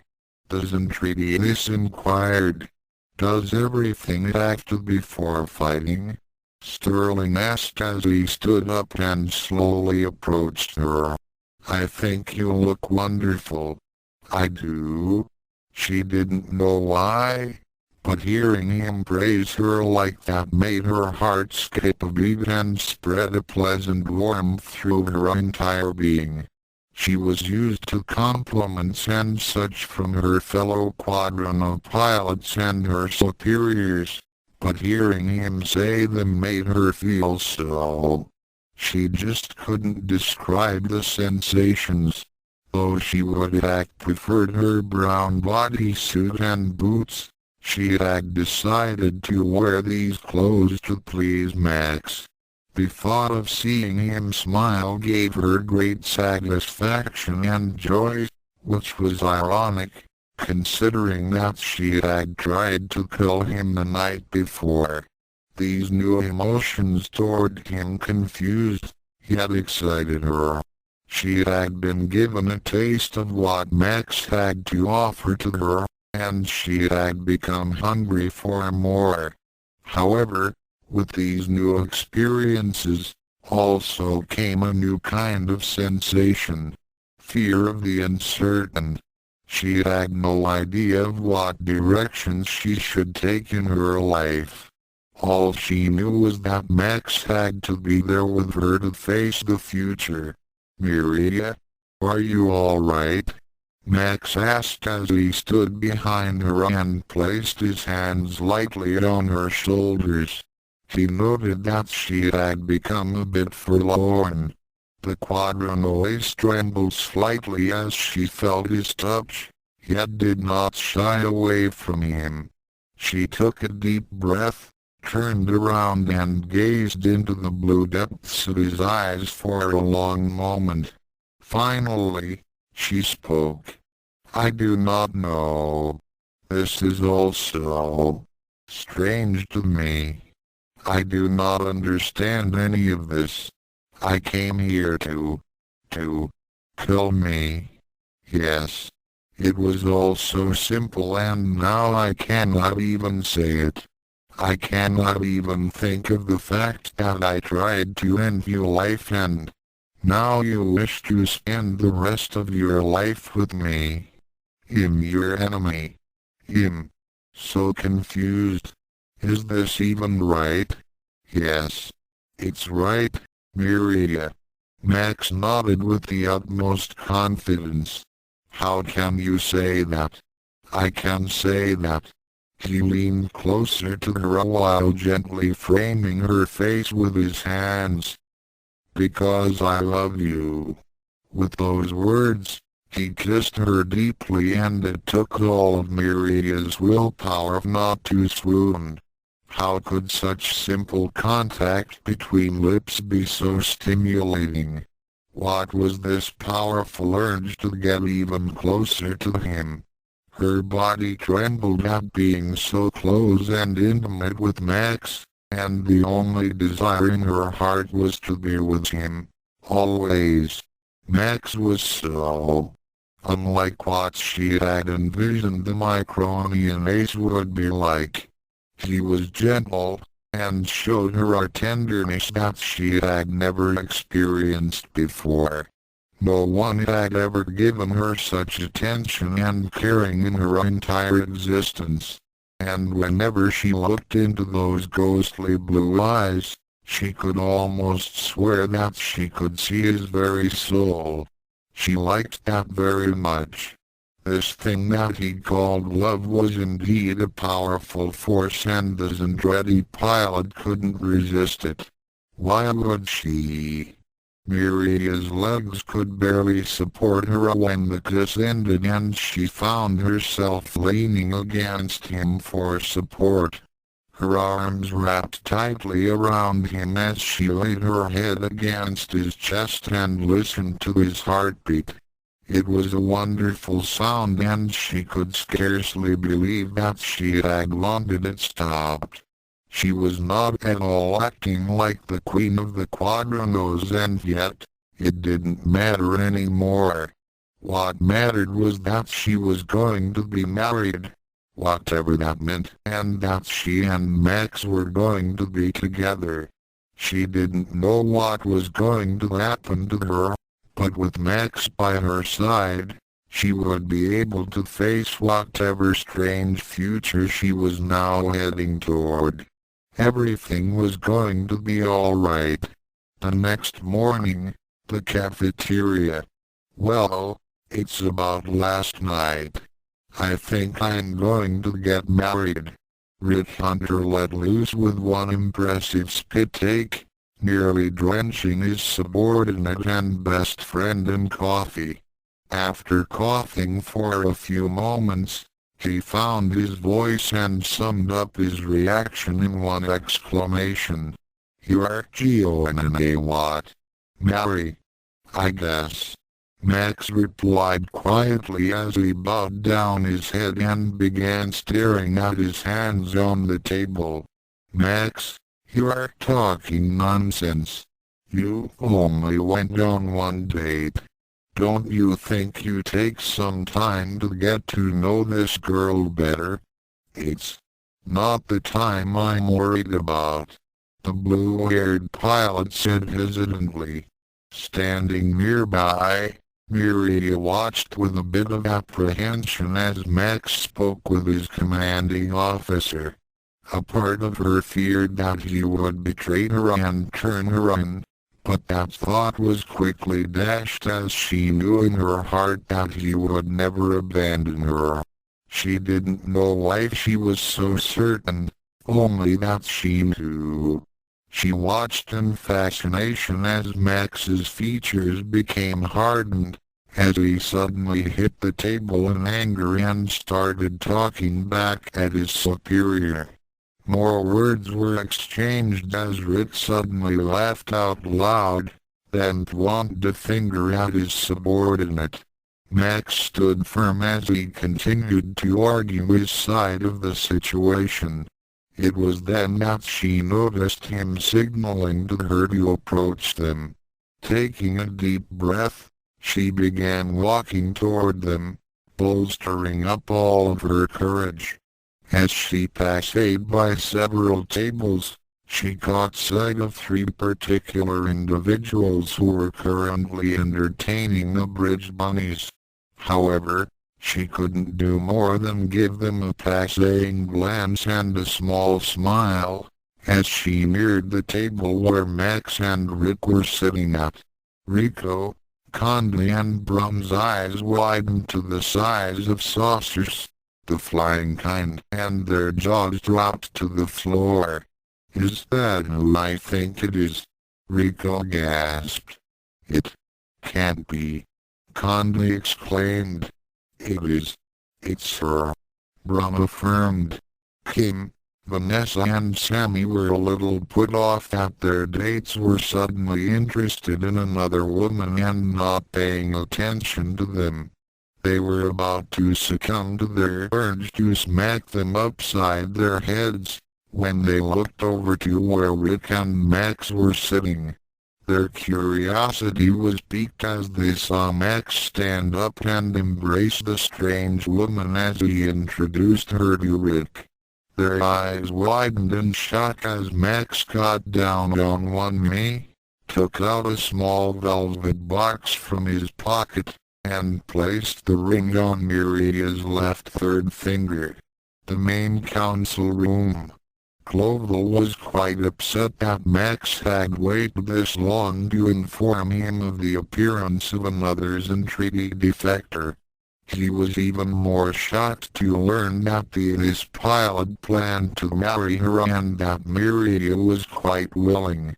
He could only gaze upon the entreaties with fascination as she sat in the hot seat with her fiancé. Miriya was very cooperative as she was being questioned by the SDF-1 single quotes captain and his senior officers. Her responses to their inquiries were straightforward and honest, though the top brass found them hard to swallow. "So let me see if I understand," Colonel Maestroff began. "You came to the SDF-1 in order to kill Lieutenant Sterling, our best Veritech pilot. Have I got that right?" Miriya nodded as she slyly took Max's hand and smiled at him. "And now you don't want to kill him. Instead, you want to marry him." "That is correct. Because..." As she turned to face her husband-to-be. "What was that thing you called, Max?" Max blushed a bit as he replied. "Yes, that is it. I loves him." "Huh? Loves him?" The colonel and the rest of the top brass became even more confused. "Is that not a good enough reason?" Miriya asked. "Well, that is..." Maestroff stuttered as he tried to regain his composure. "I mean, when you see you loves him. Yours isn't ready." Yes, I am Zentridi. So what does that have to do with my wanting to be with Maximilian? Well, I didn't. I mean, we weren't aware that the Zentridi even knew what love is. And, I mean, no offense, but all eyes turned to Captain Gloval as he cleared his voice, quietly telling Maestroff to stop before he dug that hole any deeper. He addressed the Zendredius in a firm tone. You must forgive the Colonel's lack of tact. This war has been quite trying on all on board this ship. We were surprised to hear that one of our own intends to marry a member of the enemy forces, who had originally come with the intent of murdering him. Captain, Miriya isn't. I did not give you permission to speak now, Lieutenant, so I expect you to hold your tongue until then. Clovel gave Sterling a frown, which immediately made Max go silent. He then turned his attention back to Miriya. Now then, Miriya, could you explain to all of us as to why you suddenly changed your mind and decided not to kill Sterling? Are you even aware as to what marriage is? Miriya nodded. Max had explained it to me that when two people love each other, then marriage becomes the next step. And I came to realize that I do love him. I will marry him. It is that simple. Well, I wouldn't say it is that simple. However, you do realize that your actions may have some serious consequences. Yes, Captain, I do. You might be hated by your own people, just as the other defectors. I know. You may never be able to return to your own people. I am aware of that. You may find that not everyone on board this ship will accept you. I can expect such things. And you are still willing to marry Sterling? I love him. Miriya said simply and confidently. Captain, you can't seriously believe all this, Maestroff exclaimed. Clovel gave Maestroff a bit of a glare, then addressed the two lovers. Miriya wishes to defect to this ship, just as the others in treaty had come, looking for an alternative to constantly engaging in war. The only difference is that she is willing to undergo one of the most sacred acts of our society. That in itself has made me to believe that her intent to be genuine. So I see no real reason to deny her. Both Max and Miriya smiled as their clasped hands squeezed each other tighter. This is ridiculous.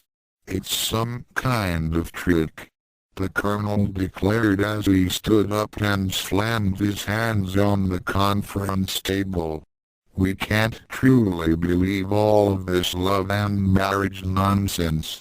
I say that she should be placed into the internment section with the others in treaty. This may all be some kind of elaborate ruse. Both Max and Miriya became alarmed at the possibility of being separated.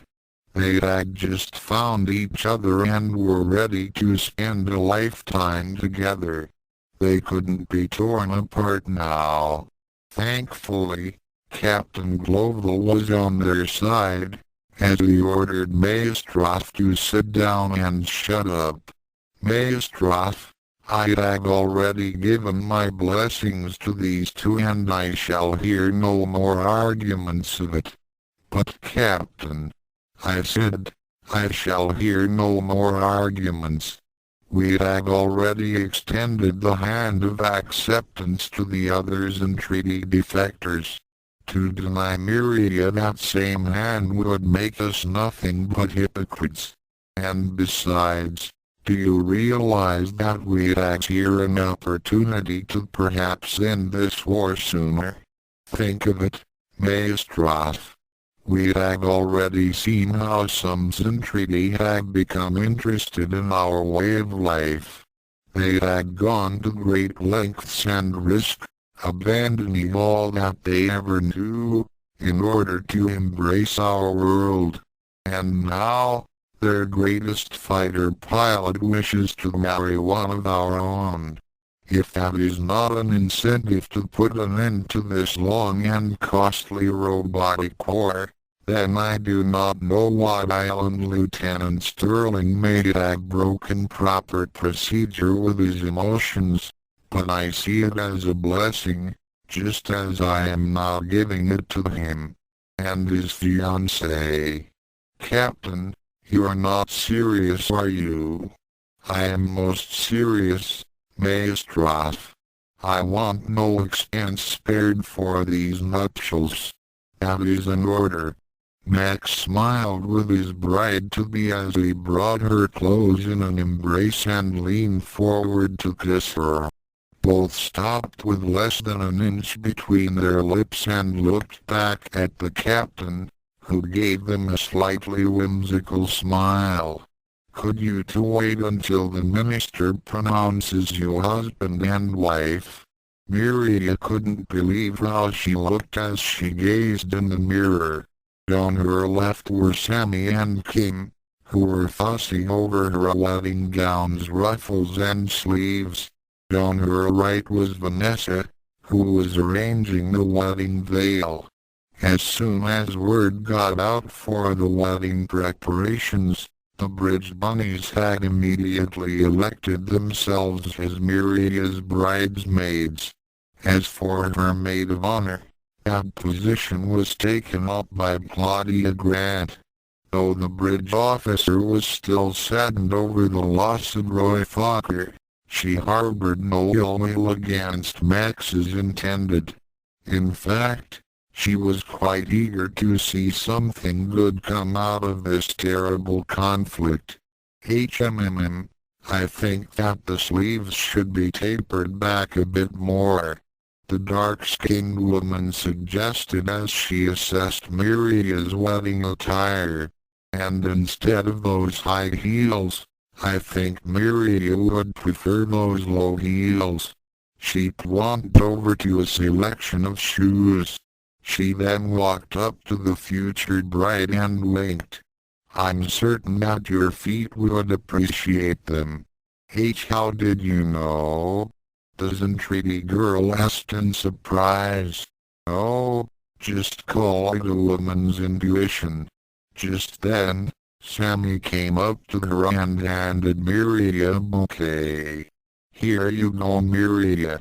You look fabulous. Oh, I wish I was getting married. Say, when you toss the bouquet, be sure to throw it my way, okay? Boom. Alright. Miriya wasn't certain why Sammy would request to have plants thrown at her. Perhaps this was another Micronian custom. Hey! Who said you were going to catch it? King cried out. Miriya can throw it to anyone she wants. That's right, and I'm certain I'll be the one who gets it. Vanessa declared. The Bridge Bunnies soon got into an argument as to which one of them was going to catch the bridal bouquet. Standing with Miriya, Claudia developed a very large sweat drop. The green-haired girl, however, was still confused. I don't understand. What does throwing plants at someone mean? Claudia smiled and replied. It's just an old custom at weddings. You see, when the bride throws her bouquet after the ceremony, the next single girl who catches it. Come on, Max. Everything is going to be alright, Rick assured as he helped his friend adjust his tux. Max was still a bit nervous that he was going to be married in less than an hour. As this was a battle fortress, it had been unanimously agreed that the affair would have all the trappings of a military wedding. Dr. Lang had come up with some interesting effects for the event. The entire Skull Squadron would play a pivotal part in the ceremony. At that time, a knock was heard at the door to their room. As the door opened, Max was quite surprised to see Mr. and Mrs. Dixon. In her arms, Ben's mother held little Maxine. "Congratulations, son," Ben's father said as he slapped him mightily on the back. "We're so happy for you." His wife agreed wholeheartedly. "That girl is very lucky to have you, Mr. and Mrs. Dixon. It's great to see you, and what are you?" Ben's parents smiled at the groom's sudden lack of control. Mrs. Dixon nodded as she cooed her daughter, then addressed Max.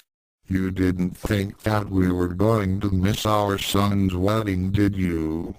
"But I'm not your son," Max pointed out. "As far as we're concerned, you are," Mr. Dixon affirmed.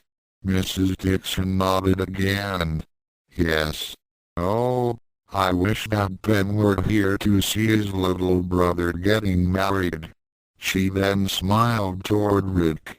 "And you must be Rick. Max has told us so much about you in his letters." As the Dixons got to know Rick, Max could only watch and smile. He then looked out a nearby window at the earth below as it continued to float in the star-studded void. He then saw an image of Ben's smiling face and smiled back at it. Miriya couldn't stop trembling as she and Max sped by the ranks of battloids in his Veridich. Each Mikkel was throwing forth beams of light like crossed swords. They were flying over a rainbow-colored runway that was being projected from the Prometheus.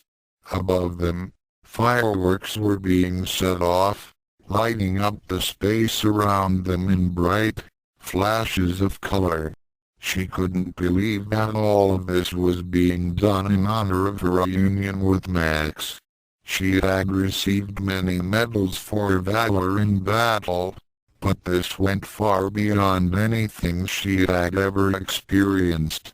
However, she was just so happy to be with Max, that she wanted everyone to share her joys. For Max Sterling, he was just happy to be with the woman he loved. The whole thing was being televised all over the ship and even to the people on Earth.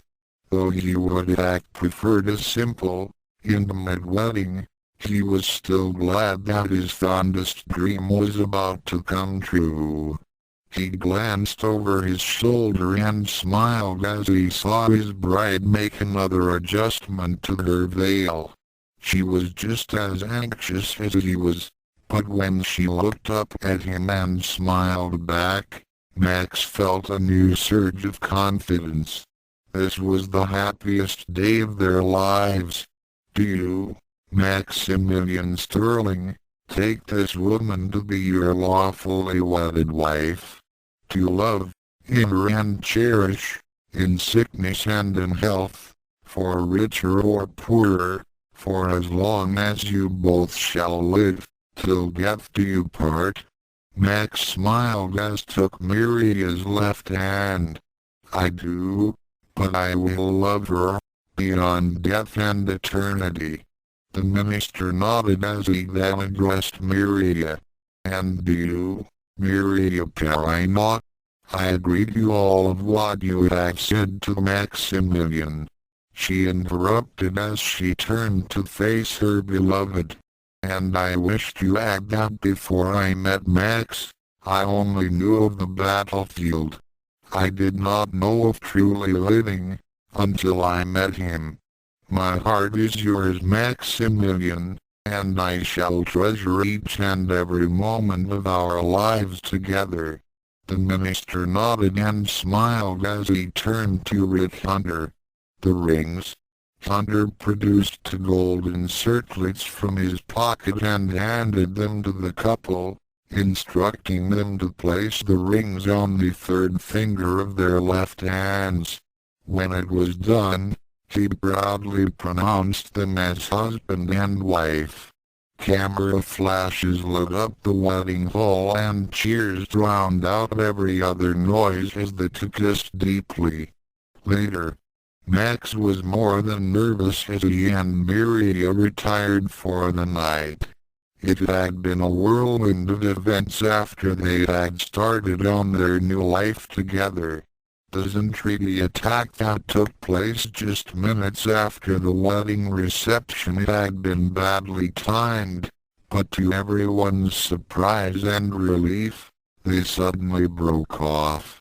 No one was sure as to why they suddenly pulled back, but they didn't complain. The newlyweds had been given larger quarters at the RDF base, though it hadn't been soundproofed yet. They had given Rick quite an earful when Miriya accidentally cooked the coffee pot. But now came a new dilemma, which was their wedding night. Miriya was of course inexperienced, as was Max. She was more than embarrassed when her husband gently untied the ribbon, which held her nightdress together. When she was bared to her mate, she instinctively began taking off Max's clothes. Slowly, but surely, the 2 began exploring each other's forms. Max couldn't stop thinking how beautiful she was, and forced himself to take things slowly. For Miriya, her initial impressions with such acts made her want to run in fear, but with her husband's gentle words of praise and encouragement, her body eventually eased in its tension. She marveled at how well their forms fit together. It was almost as if they were made for each other. Every touch, every kiss, every caress, made Miriya hunger for more. She felt herself trying to saute a need so overwhelming that nothing else mattered. She didn't know what that need was, but she knew that only Max could satisfy it. Then, when they finally became one, Miriya cried out as a sudden, sharp pain stabbed into her. Max stiffened and began apologizing for hurting his wife. However, for the Zentradi's pilot, the raw feeling was already gone and she felt a kind of fulfilling warmth spreading all over her body. It was as if a void that she had been unaware of had been filled and now she was complete. Soon, the mating ritual took over as the 2 began climbing toward their peaks of absolute bliss. Miriya could feel a delicious pressure building as she began moving in rhythm with her spouse. She felt her right hand grasping Max's left above her head as they continued. Finally, after what seemed to be an eternity, they both cried out as they reached their highest levels of ecstasy. Miriya's breathing came back down to normal levels as she and Max continued to embrace each other in the warm afterglow of their lovemaking. She had never felt so broken and spent, yet feel so renewed and refreshed. What she and Max had done went beyond words, yet need not be described as anything less than wonderful. Before long, the 2 began again, and again, and again. For now, the war was forgotten as the 2 greatest pilots of the Earth and the Zentradi continued to duel on a more intimate battlefield. But soon, new challenges would be sent against these 2 aces of hearts. To be continued. Author's note: swell. There we have it. I'll admit that this chapter was a bit on the line side, but I made sure not to cross certain lines, and it's no more R-rated than a Harlequin romance novel. In any case, that takes care of chapter 8, and there's about 2 more chapters left to go in the Max and Miriya story. I've enjoyed writing this story, and I'm amazed at how fast I'm able to crank this out. See you in chapter 9 as a certain emissary comes to the SDF-1 and our favorite couple must face the biggest battle of their careers. Stay tuned. Chapter 9 Chapter 9 Battle for the Future ROGODACH. This is a Hearts disclaimer. Robotech and all of its characters belong to its respective creators. Thoughts, song lyrics. Chapter 9 Battle for the Future. Max awoke to the sound of a contented sigh as a warm body snuggled closer to him in bed. Taking care not to awaken his new wife, he reached over for his spectacles on the nightstand, and gently sat up. He smiled as he gazed upon the beautiful woman who was now his mate for life. Miriya looked so peaceful and innocent in her sleep. No one would have ever thought of her to be the premier ace pilot of the Zentradi. Her emerald green dresses flowed about like a sea of green. Her lithe form was so wonderfully curved, and he remembered how well it had fit to his own. Max still couldn't believe that such a beautiful woman loved him and was going to be with him for the rest of his days. He reached out to stroke her cheek. At the touch of his hand, her eyes slowly opened as green met blue. Miriya smiled. She looked upon her husband. Her arms came up and her hands snaked around his neck, gently pulling him down toward her.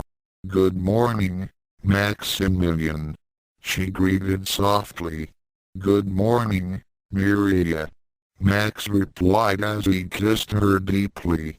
Before long, the two began engaging in another series of intimacies. A week later, Max wondered just what was going on as he and Miriya neared the main conference chambers. The ship had been put on general quarters alert when a Zentradi battle cruiser began approaching the SDF-1. However, instead of attacking, the enemy had instead requested a cessation of hostilities. In fact, the cruiser had even opened fire on its own fighters, to protect the battle fortress from a surprise attack. The newlyweds had been on an observation deck when these events occurred. Flashback. "Hey, that ship looks familiar," Max said as he held his wife close. "That's Lord Brete's flagship," Miriya confirmed as she recognized the markings. "Something important must be happening." Max's mate nodded. "He's one of the greatest, if not the greatest commanders of the Zentradi. His reputation as a master strategist and warrior is unsurpassed. He has virtually no equal among the officers in the entire Zentradi Armada, save for Lord Dalza. His very presence strikes fear into his enemies." Max then thought back to when he, Ben, Rick and Lisa had been aboard that very same vessel. Then he remembered one particular Zentradi he had encountered that day. He wouldn't happen to be a really big man with half of his face covered in metal, would he? Miriya was surprised to hear this. "Why, yes. How did you know? Have you met him before?" "Well, yeah. In a manner of speaking. Sterling said as he recalled how he had thrown Brate out of his own ship. It was then that he saw a swarm of tree thrusters streaking toward the SDF-1. However, an instant later, the fighters were obliterated by the guns of Brate's flagship. Both were quite surprised to see the Zentradi forces turn on each other. A minute later, the barrage stopped as the squadrons of fighters were reduced into clouds of space debris. Then the flagship stopped in its approach toward the SDF-1. Max was speechless at the display for several minutes, but he found his voice and addressed his wife. I had no idea this Brate was so ruthless. Miriya, however, shook her head. Lord Brate would never turn on his own warriors. But his ship just destroyed his own fighters. Her husband won't out. No, he destroyed Chiron's fighters. I recognized the markings on those ships before they were destroyed. They belonged to the 7th Mechanized Fleet. They were under the backstabber's orders to attack the SDF-1, not Brate's. Commander Brate would never resort to such tactics. The leader of the 7th Fleet. He's been known to destroy his own forces in order to achieve victory. A very despicable officer. Oh, I do owe him for one thing. Miriya smiled up Max. If it were not for him, I would have never known about the ace of the SDF-1 and I would have never met you. Max didn't know quite how to take that remark, but he didn't have time to ponder it as he and Miriya were ordered over the PA to the main conference room. End of flashback. Reporting as ordered. Max saluted smartly as he and his wife entered the main conference chambers. It was then that he heard a voice directed toward his spouse. Ah! Hello, Quadrano leader. Miriya saluted by reflex as soon as she saw who it was. Oh! I'm sorry, sir. I didn't realize that you were the emissary. Exodore smiled as Miriya suddenly became unsure of herself. I found your pairing ritual to be quite provocative. Oh, you observed the wedding ceremony. You're probably wondering why we did it. Yes, and I'm certain that you're probably wondering what I'm doing here. Well, yes I am, sir. And this must be the male half of your pair. Exodore gestured to Max. Yes, he is, sir. Gee, you don't sound all that thrilled about it. Max commented as he nearly gave in to the urge to kiss her and remind her what their union really meant. A minute later, Rick entered the conference room and that's when Minister Exodore began to get more excited. That's it. The microisoption process has affected my memory. Exodore began taunting to Rick. You were one of the hostages from Dulce's flagship, weren't you? What is going on here? Rick exclaimed as he recognized Brate's advisor. This time, the circumstances are a bit different, but tell me, how did you manage to escape? Was it some hidden Micronian power? Max became a bit nervous and wondered if he should tell Minister Exodore of his Bugs Bunny-inspired rescue of the Vermilion Squadron. Miriya, who is he?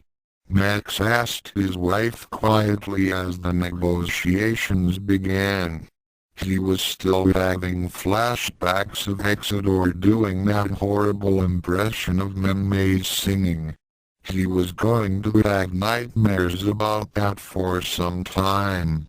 He is Exodore, Miriya replied. He is Lord Brayte's most trusted advisor, and the repository of all Zentradi lore. He is the wisest of the Zentradi, and Brayte relies heavily on his counsel. For him to allow himself to be micronized must mean that this is a very important matter. Max nodded as he looked toward the door to the conference room. His eyes narrowed as it opened. Minmay and Kyle entered, and his pilot could already feel the temperature drop several degrees under Kyle's gaze of disdain for the military. His anti-war movements had been hurting the RDF's efforts to defend the citizens of Macross, and Max hopes that he won't cause more trouble during these delicate procedures. As the conference continued on, Max and Miriya's hands found each other on the table. Every now and then, he'd give her hand a reassuring squeeze, which she would respond with a squeeze of her own.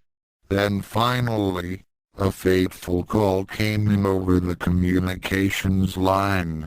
The main fleet of the Zentradi was coming. Later, Max could scarcely believe it as he looked to the observation monitor at the Earth. Like a swarm of locusts, the main fleet of the Zentradi assembled about the planet, preparing to assault the blue-white world. Beside him, his wife also trembled at the sight of the greatest assembly of Zentradi forces in their entire history. She became especially shocked when Dawes' flagship into view. It seemed that the Supreme Commander was going to lead the assault himself. Even with Brayte and Ozoniat on their side now, the chances of victory were slim to none. Miriya, darling, I'm afraid that this is the end for us. I know. She then gazed at her husband with soulful eyes. I don't care, my love, as long as I am at your side in battle. Max was about to object to her decision to join the Veradich squadrons, but decided that there was no help for it. She was the best fighter pilot, aside from himself, and there was nowhere else they could go. It was fight or die, simple as that. All the dreams he had for their future together would have to be put on hold until this was finished. He just hoped that they would both be there to enjoy it.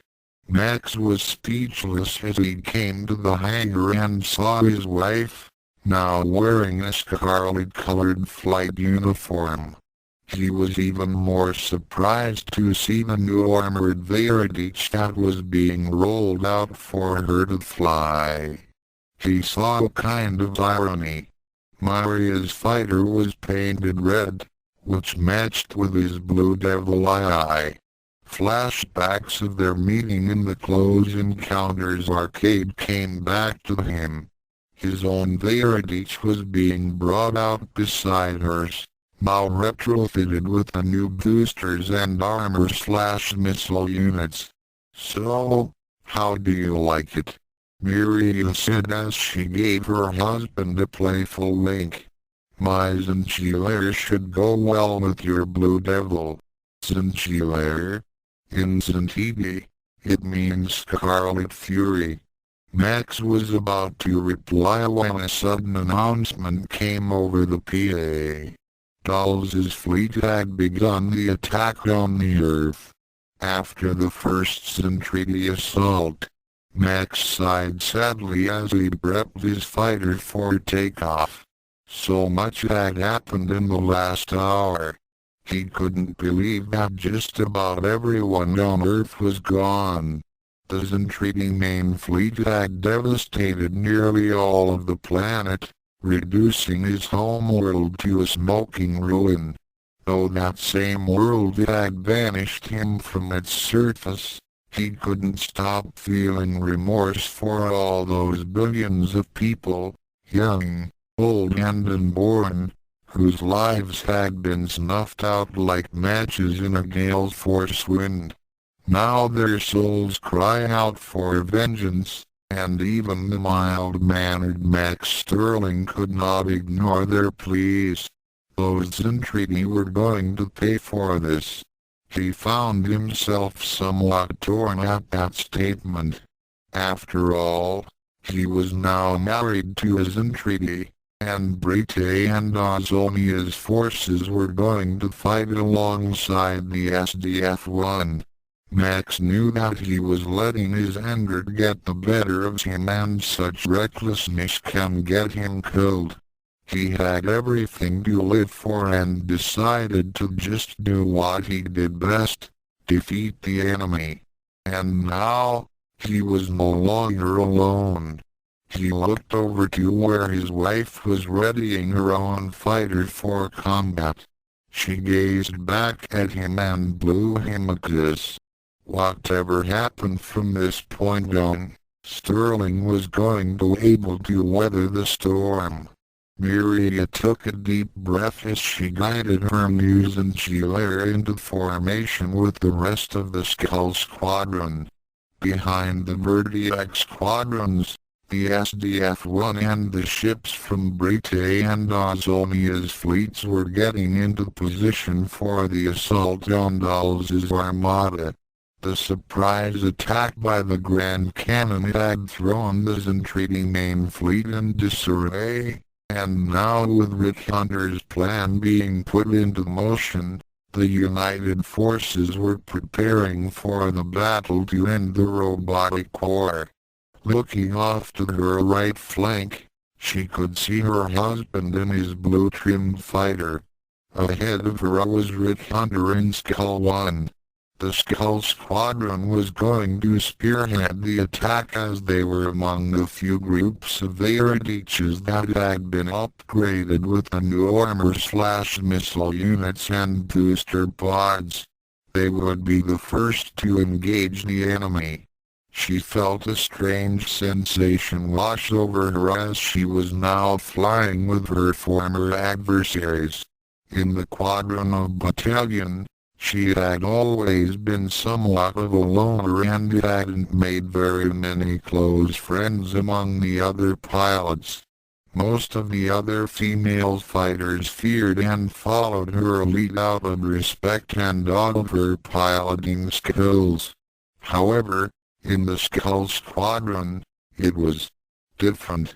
In the beginning, when she had announced that she would be joining the Skull Squadron, she had met with considerable resistance, both from her husband and the other Veradich pilots. Max initially didn't think it was a good idea, and it took a lot of convincing before he finally agreed to it. As for the other pilots, she couldn't really blame them for not wanting her to be a part of their teams. After all, before she had met her life mate, she had sent many a Veradich flyer to his death. They may have marginally accepted her as the wife of one of their own, but to have her fly in combat with them was a different story. Only until recently, she had been a ruthless and cold-blooded killer, and she had been prepared to face the hatred and bigotry. Until her new best friend had stood up for her. Flashback. Can you believe this? That Zentradi bitch Sterling married, wants to join up. Corporal Darkin snorted as he and a few other of the pilots were sitting in the pilot's lounge. Oh, she's not so bad. Jansen argued as he took a sip of coffee. I met her and she seems like a nice enough person. And I've seen her scores in the simulators. She's really good. Darkin scoffed as he pointed a finger at the still green pilot. You really don't know squat. She used to be 50 feet tall and killed a lot of our guys out there. If I had been Sterling, I would have finished her off. I don't know what Sterling was thinking. Most likely his brain was in his pants. But she's not our enemy anymore, Jansen argued. She's just like those others entreaty defectors, and I said we should have tossed her out of the airlock with all those others entreaty bastards. If you really think that they can change, then you're just as crazy as Sterling. Just you wait. They're gonna turn on us one day, and Sterling is going to get a knife in his back while he's in the sack. The other pilots with them nodded in agreement and voiced out their opinions, all of which were not favorable towards the coexistence of the humans and Zentridi. At that point, a certain bridge officer's eyes narrowed as she had heard enough. Getting up from her own table, she walked toward them. When she came up behind Darkins, she crossed her arms and began tapping her left foot. Darkins was unaware that she was behind him as he went on with his racist remarks. The others, however, stiffened at the sight of the tough commander and former lover of Roy Fokker. And do you know what? I think the entire top brass and even the captain are getting soft in the head. I mean, they're supposed to be leading us against the Zentridi, not cozying up to them. We might as well surrender to those giant bastards. The other pilots were now waving frantically at their comrade, trying to silence him before he said something that was, hell, after what happened to Fokker, what does Commander Grant do? She becomes that bitch Carolina's maid of honor. Fokker would be rolling in his grave if he knew that his girl helped at Zentridi's wedding. His own killer. Darkins leaned back in his chair, and that was when it was kicked out from under him.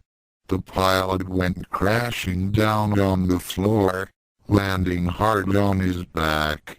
He cried out in outrage as he looked up. Okay. What at percent dollars number sign asterisk wants to? Oh boy. And saw Claudia Grant standing over him with certain, unfriendly expression on her face. End of flashback. Miriya was quite surprised when she heard of the incident. That act could have cost Grant her rank, but instead the offending pilot had been regulated to an indefinite amount of latrine duty. By all rights, Claudia should have resented Miriya for the loss of Fokker. However, when she had spoken to her about it. Flashback. So, why did you help me? Miriya asked. She was about to enter the simulator pod. I mean, I heard about how you and Max's superior were. Claudia shook her head and gave the Zentridi girl a wave with her hand. Miriya, I don't blame you for what happened to Roy. I blame this war. And I know for a fact that you had nothing to do with his death. Yes, but I led that attack and you did your duty as a soldier, just we do ours. Claudia said firmly as Miriya strapped herself into the simulator. War doesn't discriminate between sides and it plays no favorites. Everyone gets a chance to live and die. Roy is gone and there's nothing I can do that will bring him back. I know that. However, That doesn't mean that I can't cherish all the memories that we had shared and keep them close. She patted the left side of her chest, over the heart. War can be very ugly, but you and Max have shown that at least there is still hope for everyone. Miriya, I want you to promise to keep Max happy and be there for him. He's lost as much as anyone else on board this ship, and I know that he made the right choice with you. Miriam smiled. I shall do that to my utmost ability. I know you will.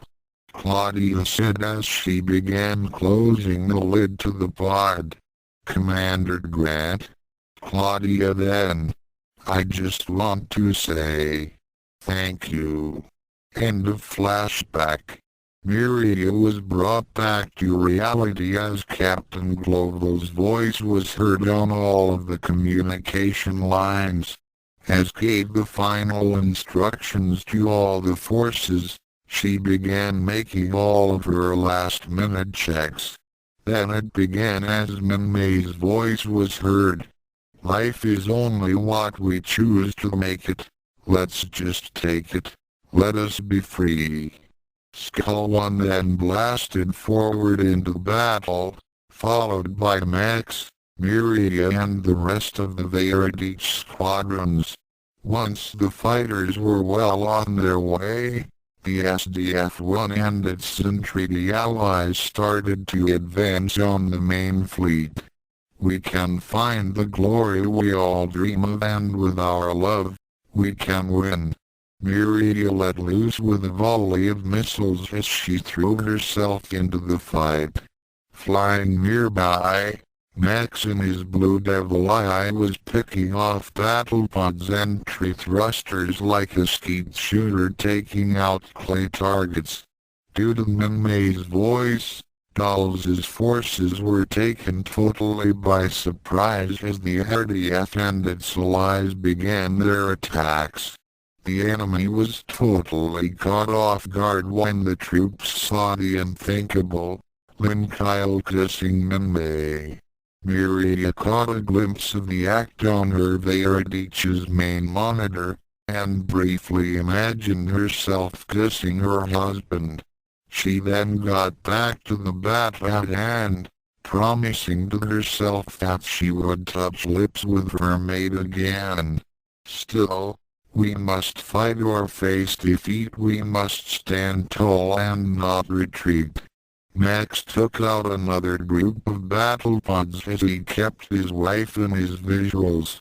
He did what he could to keep her and his comrades covered as they continued to battle against the seemingly endless hordes of Dalza. Space was literally flooded with explosions, missile trails, laser blasts and every type of craft imaginable. Through the confusion, Sterling kept the person most important to him in his sight. She was his inspiration. She was his strength.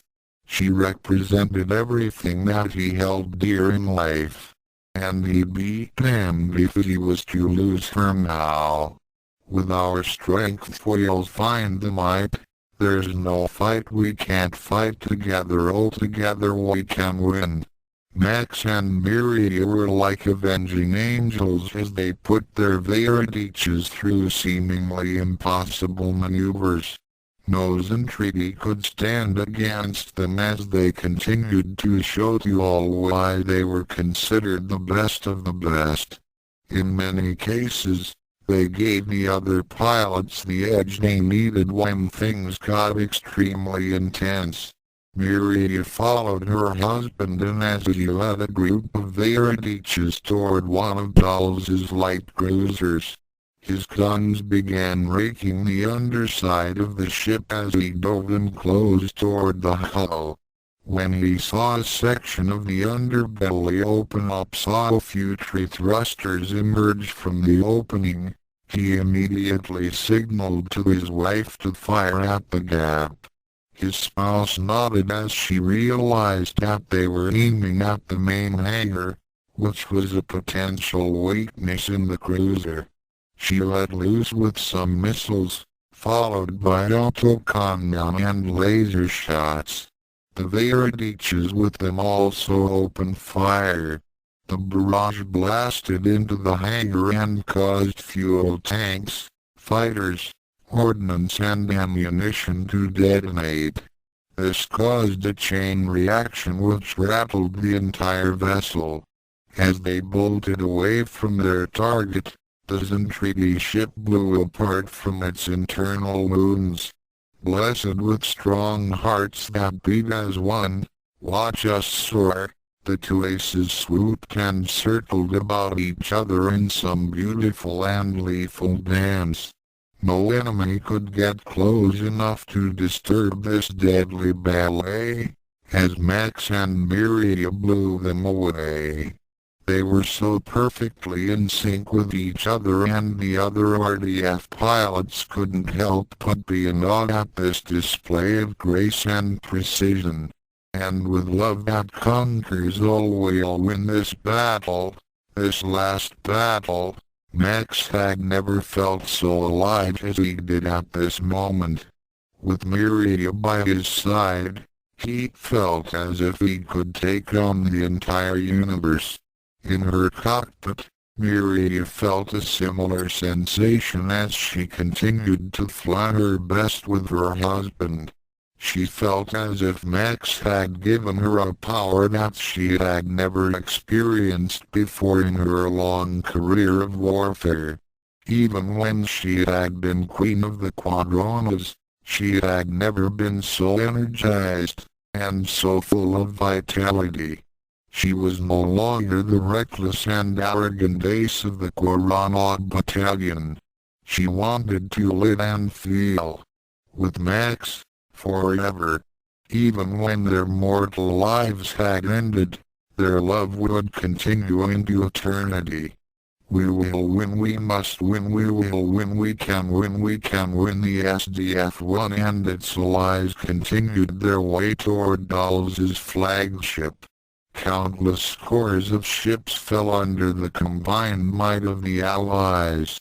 They stood no chance as the Earth ship moved closer toward the heart of the main fleet.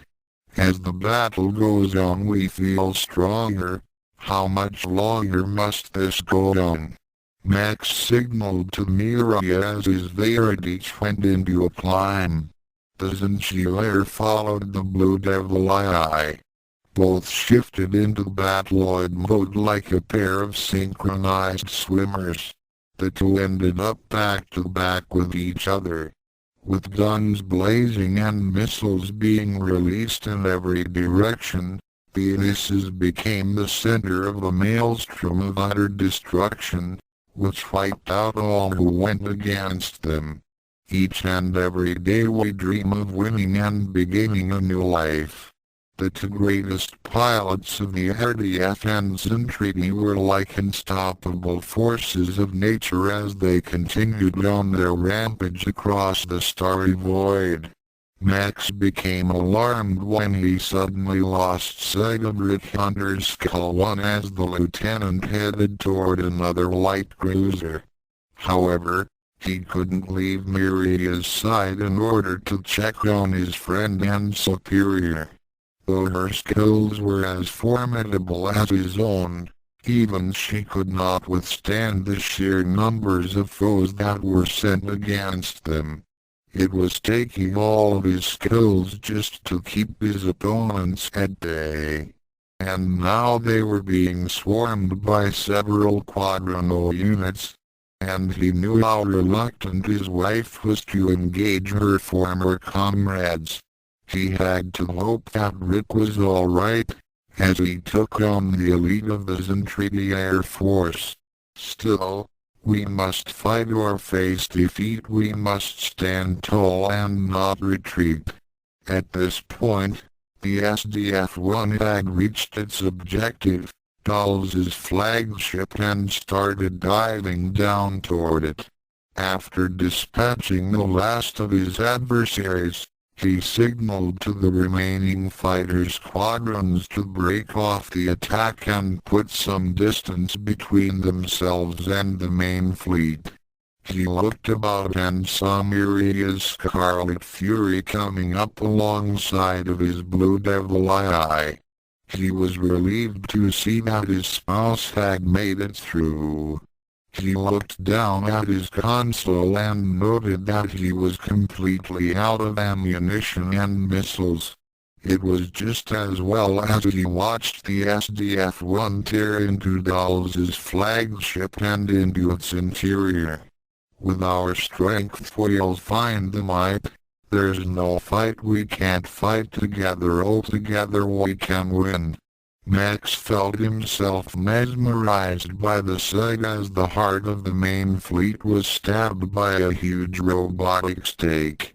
The battle fortress disappeared into the depths of the huge base and everyone held their breath for what seemed to be an eternity. The only thing that was heard was Minmay's song. Blessed with strong hearts that beat as one, watch us soar. And with love that conquers all we'll win this battle, this last battle. Then, Dawes' flagship began to shudder as a great force within it tore at its insides. Max could only guess that the final attack had been launched at the main reflex furnaces and they were about to chain react. The Allied forces pulled even further back as the destruction of the main fleet's flagship was about to die. The Veradich squadrons cut in their afterburners to get more speed as flagship went into its final death throes and exploded like a miniature nova. Max felt a sense of deja vu as he did his best to outrace the expanding energy of Dawes' destruction. Then, his blood ran cold as he looked about for Miriya. Out of the corner of one eye, he saw the Scarlet Fury desperately trying to get ahead of the energy wave. In his mind, he saw Ben Dixon's death as his Veradich was torn apart by the SDF-1 single quotas barrier.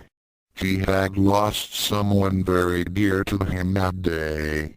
And now, it seemed that history was about to repeat itself. No, I will not lose her. Not now. Not ever. With that, he threw his Blue Devil into an extremely tight turn and put all the speed he could to reach her. We will win, we must win. Miriya pushed hers and Sheila to its utmost limits, but its boosters had suffered some damage during the battle, thereby reducing her chances to get away from the energy shockwave. Her sensors were going off loudly as radiation levels were reaching lethal limits. She knew that she wouldn't be able to escape and hoped that the end would be quick. A tears rolled down her cheek as she saw an image of Max Sterling's face in her mind. At least, she had a few moments of paradise before. The Blue Devil Eye suddenly flashed by and came between her fighter and the shockwave. As a result, Max's Veradich took the brunt of the impact and was sent spiraling out of control.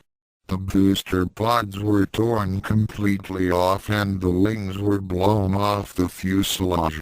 However, the overall result of the impact had the desired effect that Max had intended as the energy was diluted. Thanks to Max's selfless act, Miriya's fighter was spared the full force of the blast and managed to hold together as she rode out the shockwave. However, her heart stopped as she saw her beloved's damaged Veradich plunging down toward the earth. She could already see it begin to burn up in the atmosphere and knew that she had to get to him before he was lost to her forever.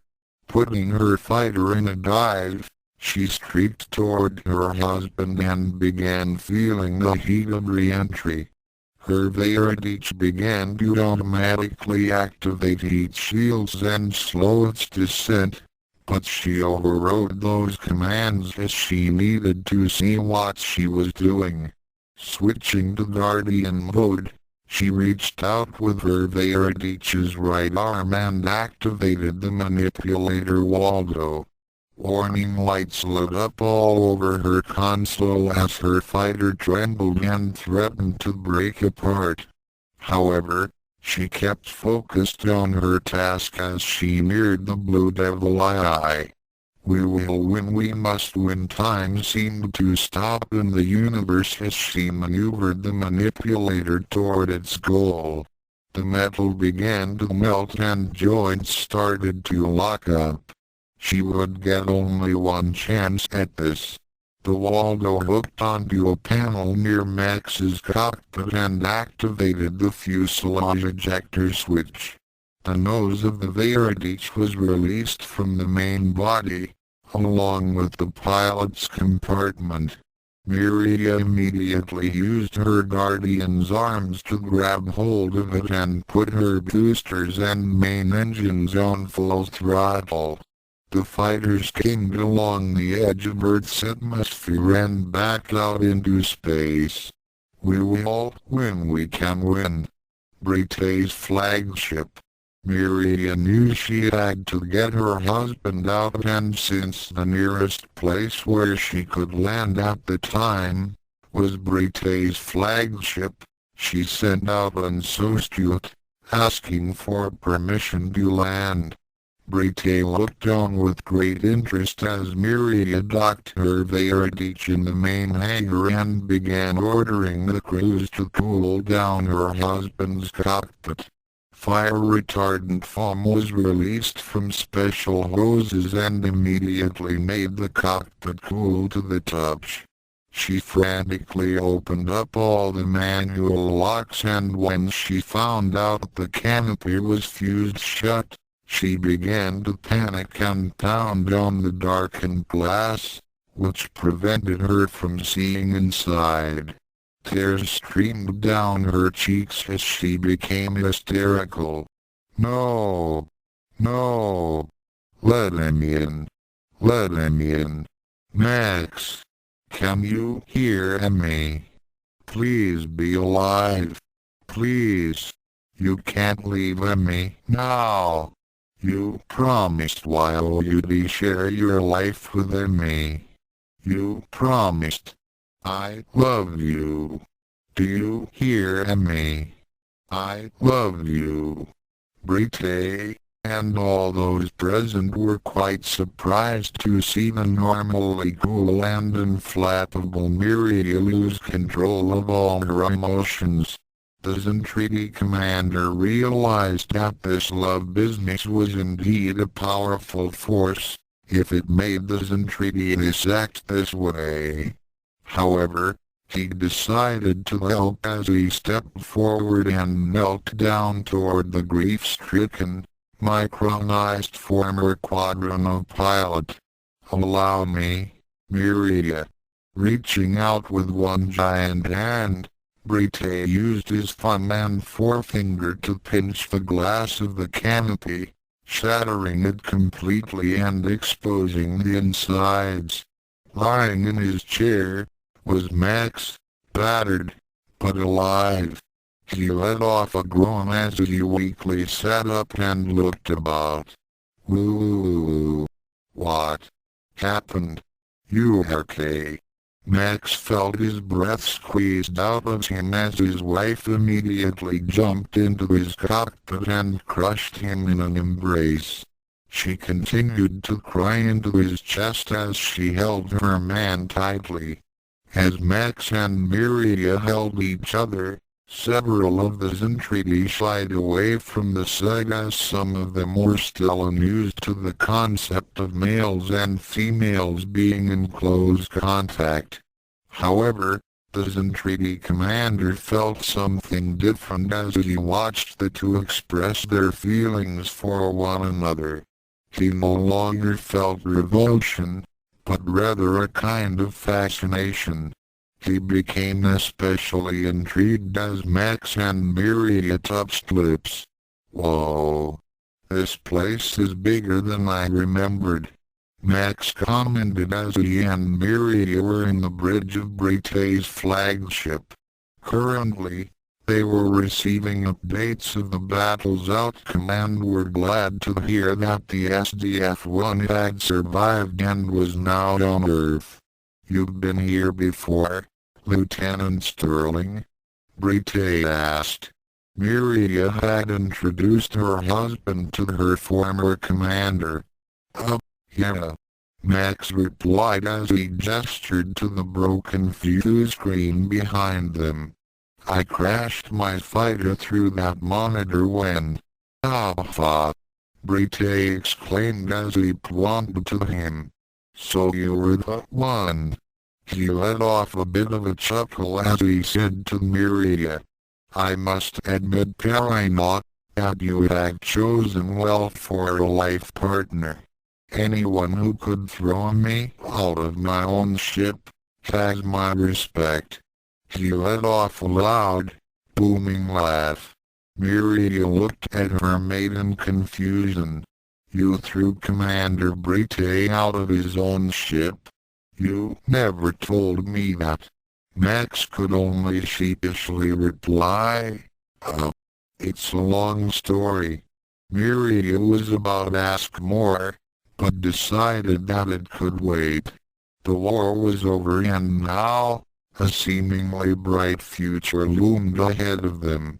For Max, he could only hold his wife closer to him as he watched the Earth. Soon, they would be transferred back to the SDF-1 and then to the planet, where they would start building towards a new life together.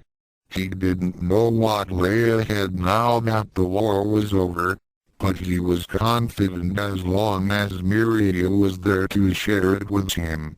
To be concluded. Author's notes. Wow, we're in the home stretch as we have one more chapter to go. Max and Miriya may have survived the first robotic war, but now they must face the challenges of married life, and when Miriya becomes pregnant, our two favorite aces must contend with the idea of bringing in a new life. Be sure to come back next time as This Is of Hearts concludes with Chapter 10, Forever Wingmates. 1. The change here makes more sense. I always wondered in the original series why Exodore referred to Rick and Max, since he only encountered Rick, Ben and Lisa during that time. Max had been in his Batloid disguised as his entreaty while the others were being interrogated by Dalza. Chapter 10 Chapter 10, Forever Wingmates Aces of Hearts. Disclaimer, Robotic and all of its characters belong to their own creators, so don't bother me with petty details. Thoughts. Chapter 10, Forever Wingmates. February 2012, New Macross City. "Honey, I'm home." Max smiled as he entered the house, in which he and Miriya had been living in, since the final battle of the robotic war. Though the phrase was a trifle cliched, he never got tired of saying it. He was expecting his lovely wife to greet him as always, but as he waited at the entranceway, the green-haired former Quadrano Queen did not make her appearance. This was a little puzzling as Miriya had never failed to rush up, tackle him to the floor and kiss him with gusto. It was then that he heard some sounds coming from the bathroom. They were the noises of someone being violently ill. The unmistakable sounds of retching had been his fighter pilot rushing toward the bathroom, with all of his thoughts on making certain that the love of his life was safe. When he threw open the door, He saw Miriya kneeling on the floor near the toilet, and looking worse than he'd ever seen her. The Zentradi was in a sorry state and was extremely pale. Her hair was a tousled mess and her body was trembling uneasily from nausea. Her eyes appeared to have rings underneath them and she seemed as weak as a newborn kitten. She was dressed only in a white shirt and panties. She strained to look up at her mate and managed a weak smile. Tyene Sikora, Max. Translation: Welcome home, Max. The blue-haired Veradich pilot immediately came to her side and gathered her in his arms as he knelt down. Miriya. What's wrong, darling? The Zentradi felt like throwing up again, as she leaned against her spouse. No wounds she had ever received in battle had made her feel so weak and helpless like this. She could only draw strength and comfort from Max as she replied, Max, I don't feel so good. What's wrong with me? Don't worry, honey. I'll get help. He immediately reached for the communicator on his belt and began punching in the emergency code. The Macross Hospital. She swat. Dr. Lang gave Sterling his usual pupil-less gaze and shrugged his shoulders. I must admit that the news did catch me by surprise as well. Miriya is more than 5 weeks along. Until now, I wasn't 100% certain about it, but you and Miriya have proven beyond a shadow of a doubt that it is possible. He then took on an introspective look and stroked the bottom of his chin. I wonder if it has anything to do with the fact that Miriya has been consuming her foods, instead of those pill rations of the Zentradi. But she can't be. Lang's expression became one of amused surprise. Really, Lieutenant Sterling, calm down. It's quite a natural end result of marriage, though I'm still somewhat intrigued at the fact.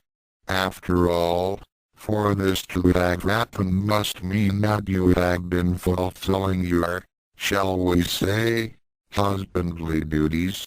Max's face became slightly red as he recalled all the times he and Miriya did it.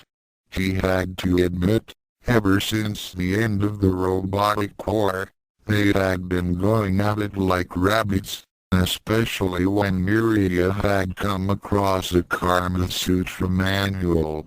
Who knew she was that kinky? Oh, come now, Sterling. Surely you must have expected something like this would happen eventually, when you married her. Yes, but it's all so sudden. I can't believe that Miriya is really Miriya's hospital room. How are you feeling, sweetheart? Max asked as he entered his wife's room. The Zentradi nodded as she smiled at him and sat up in her bed. A little of her usual glow had returned to her face and she didn't seem quite so fragile. I'm feeling better now, though I am a little worried. What are you worried about? Max asked with hesitancy. The nurse informed me that I had some kind of condition, and I was worried that it might be life-threatening. She said I was pregnant. Max. What's pregnant? The SDF-1. Did you hear the news? Sammy exclaimed with excitement. The bridge crew of the now decommissioned battle fortress all focused their attention to their hyperactive member as she began jumping up and down. Sammy, calm down. What's the news? Claudia asked. It's Max and Miriya. They're going to have a baby. Vanessa exclaimed. "You are kidding," Kim said. "That's wonderful." Lisa smiled as she and the rest of the bridge crew began asking Sammy for details. Out in orbit, a certain Centrity flagship was cruising through space. On its bridge, a 60-foot-tall commander nodded as he received a communique from Admiral Global. He stroked the bottom of his chin as he pondered the message introspectively. He then called for Exodore to meet him in his conference room. A few minutes later, both Commander and his most trusted advisor were together again for the first time since the end of the Robotic War. Exodore was still micronized as he had been aiding the RDF in helping the reconstruction of the Earth and the integration of the Zentradi.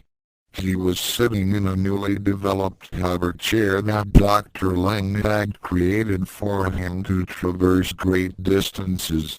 This was quite handy, considering that walking down a corridor of the Zentradi ship would be the equivalent of crossing the lengths of several football fields.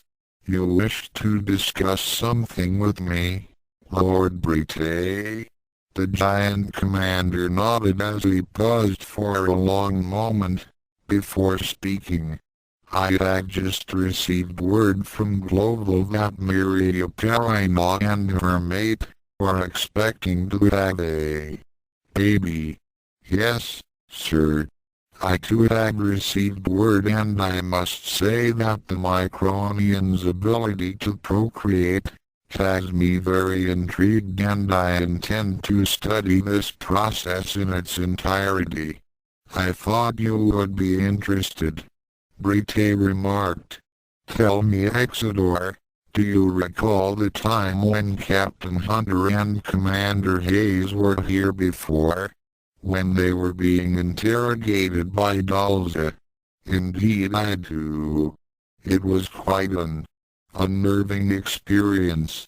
Exodore shuddered slightly at the memory, though he was used to seeing males and females touch lips, especially after seeing Max and Miriya do so hundreds of times. "Yes, it was. And I remember Hunter saying that Micronians were born in their present size. Perhaps this is what he meant." "HMMM. Yes, and perhaps this is what that other prisoner had said when he mentioned that the process involved the thing called love. Though I still do not totally comprehend the concept, it seems to be a very important component for the Micronians to be able to reproduce themselves. It seems that Miriya Parino understands this love business. Otherwise, she would not be able to reproduce herself without the aid of a cloning chamber. This brings up an interesting idea, my lord," Exodore pointed out. "If Miriya is able to manufacture a copy of herself with a Micronian, then perhaps we Zentradi can do so as well." "What? Are you saying that Zentradi can make Zentradi?" "It's a theory that Dr. Lang and I have long since speculated on. Since there are male and female Zentradi, then it stands to reason that coupling the two sides will allow us to create a new generation. And looking on the more practical side, we won't have to waste energy and resources with the cloning chambers. Biologically, each Zentradi is already equipped with the necessary components to procreate on our own. We would be further free from the robotic master's control if we were able to reproduce without aid. However, since love seems to be vital to the process, perhaps we should concentrate on learning more about it." "Interesting. I've heard of this Micronian expression before and I think it is most appropriate. So tell me, Exodore, where do babies come from? 1. Exodore became very uneasy as he thought back to all of those files and visual records that Dr. Lang had provided him with. He took a deep breath and began to describe the anatomies of males and females and what certain structures were for. Several hours later, Brita's one eye was open wide and he swallowed hard. And he had thought that kissing was hard to get used to. Several days later, at the Dixon home, Mr. Dixon was heartily laughing as he continually slapped Max on the back and congratulating him. In one hand was a glass of champagne. The blue-haired pilot smiled weakly as he tried to make light of the event, but inside, he was still quite edgy at the concept of being a father. In the living room, Miriya sat with Mrs. Dixon as she cradled 6-month-old Maxine in her arms. The child was peacefully slumbering and the Zentradi female couldn't take her eyes off her. This was her first visit with Max's adoptive family since her historic wedding in space. She had never paid any close attention to Maxine until now. After being told that a baby was growing within her, she had first thought that she had contracted some kind of parasite. However, after being given the facts, she had insisted on seeing the Dixons and learning all she could about the joys of parenthood. Ben's mother smiled as she noted the curiosity in the Zentradi's eyes. She nodded as she addressed her. "Don't worry, Miriya. Soon you'll have a precious little bundle of your own to hold in your arms." She's so... Miriya couldn't express herself. She then looked down at her abdomen and placed a hand on it. Is that what was forming within her now? She felt fear at that point, and yet, she did not want it to be stopped. Mrs. Dixon nodded at Miriya's apprehensive expression, taking into account that her surrogate daughter-in-law, she still considered Max as Ben's brother, had come from a society that was literally born from test tubes. She decided to take the mother to be under her wing and give her all the advice she would need in the coming months. I know that this is all new to you, Miriya, but having a child can be the most wonderful experience of your life. Remember that baby will carry a part of you, all through his or her life. A part of me. Yes. And it is because of that fact, you and Max will love it, because he or she will carry the best parts of both of you to the future. In a way, we Earthlings achieve immortality through our children. However, I must warn you that the journey towards that end will not be easy. But once you hold that baby in your arms, you'll know that it will be all worth it. Later that night, Max was still in a bit of a funk as he leaned against the front door of his house and stared up at the stars. His wife had decided to turn in early and was already slumbering peacefully. She had come home very excited after her long discussion with Ben Dixon's mother, and was anxious to do everything she could to get ready for when her child would arrive. Even after being told of the changes her body would undergo and of the pain, Miriya couldn't help but get the image of herself cradling a baby in her arms and seeing that new life grow. It was seen to her as the greatest challenge of her life. Motherhood. Miriya's new enthusiasm over becoming a parent was uplifting, but Max still couldn't get certain demons of his past to let go, specifically thoughts of his father, and what kind of parent Max would make.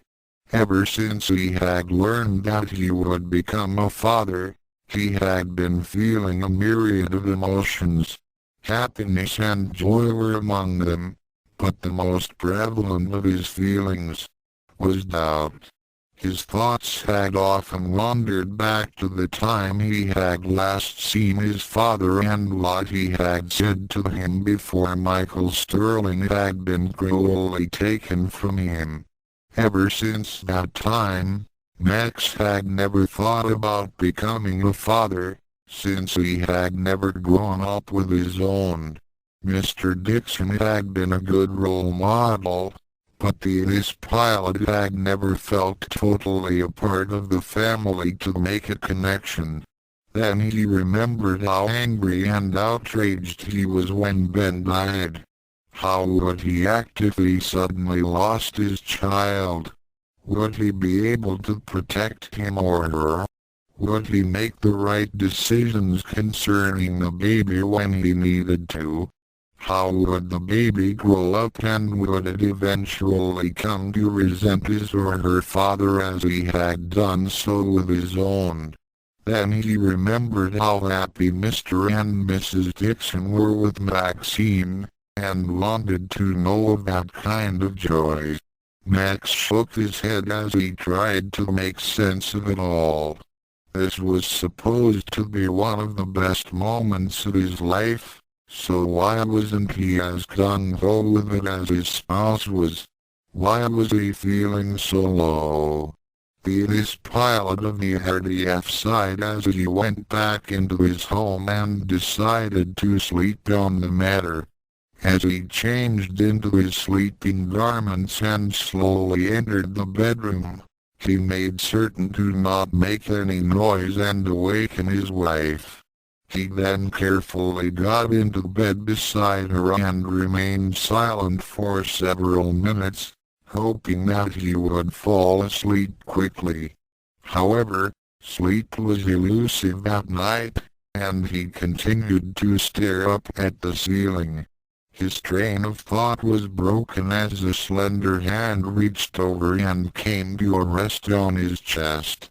He looked over and saw the lovely emerald eyes of his mate. "Miriya, I thought you were..." "Max, I'm scared too. About having this baby. I've seen how you've been acting these past few days.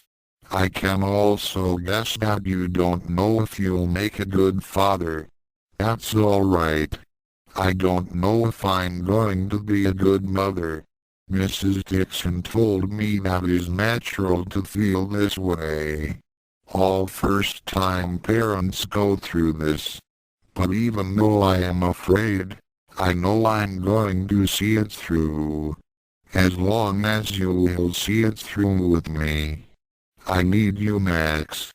But you've been so enthusiastic about it and it's taken me until now to realize that I can't do this alone. I want my husband by my side. I want you to be there to give me the strength I need to see this through." She then reached for his right hand and grasped it. She then brought it under the covers and placed the palm against her abdomen. "Our baby needs that strength." She then leaned forward to kiss her husband. The two came together, and before long, they were making love as Miriya began to work away the tension in Max. Thoughts of fatherhood inadequacies left his mind as he and his wife rode the waves of passion and love. For now, Max would just face the coming trials and tribulations as they came. April 2012, pickles and ice cream on whole wheat. With mayonnaise. Miriya blushed slightly as she took a bite out of her sandwich. I'm sorry, Max. I just have these cravings. She had gained some weight and her abdomen was now slightly enlarged. She still looked quite radiant, though she was now wearing maternity clothes and had been given a year of leave from her piloting duties. Max could only watch in wonder as his wife hungrily devoured her meal. May 2012. Well, according to the sonogram, your baby is healthy and growing well, the maternity doctor said as Max and Miriya gazed at the monitor. Beside them, Exeter and Dr. Lang were very intrigued at the image of the first humans and treaty hybrid. Brette's advisor was extremely interested in the development of a natural living being within a being. It was like looking into one of the cloning matrices on Tyrol, but there was no machinery involved and it seemed to perpetuate a kind of warm glow from the once fearsome Quadrano Queen. Despite the fact that her body was becoming swelled and useless for combat, Miriya paid it no mind as she continued to smile and hold on to Max's hand, giving it a reassuring squeeze. Then the hospital doctor asked the most important question to the couple. Would you like me to tell you what gender your baby will be? Both pilots looked at each other with questioning eyes, then nodded to the physician. The doctor took a deep breath and replied, according to this scan, you are going to be blessed with a daughter. Their eyes widened in awe as the information sunk in. It was going to be a girl. In her own mind, Miriya could see an image of herself as a child and she began seeing lists of names flash before her. Then she decided that since her child will be born on Earth, she will be given a Terran name, but also something to reflect her Zentradi heritage. Perhaps Claudia, Lisa, Sammy, Vanessa, Kim. She shook her head. Though the bride crew of the SDF-1 had become close friends of hers, she needed a name that would be unique for her offspring. As she thought about it, she also began to think of her Zentradi side. She will be my child, my little Miriya. Wait, that's it. Eventually, she discussed the matter with her husband and they decided on their future daughter's name. Dana Camelia Sterling. Left parenthesis to June 2012. Ooh. I think this would be great for your daughter, Sammy exclaimed excitedly as she held up a cute, pink jumpsuit with ruffles. The Bridge Bunnies and Claudia were helping Miriya shop for clothes and baby things.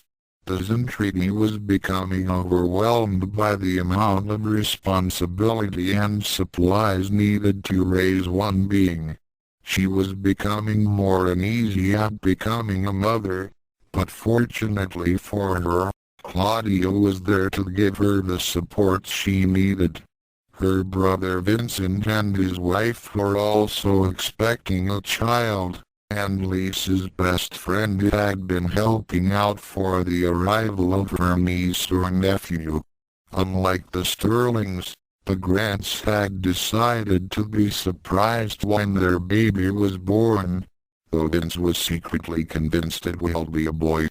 I know it can seem a bit much, Miriya, but it's all part of the experience. I've never realized just how much is needed to raise an offspring, the former Quadrano Queen remarked. It's more than just an offspring, Miriya. Claudia pointed out as she looked over some baby blankets.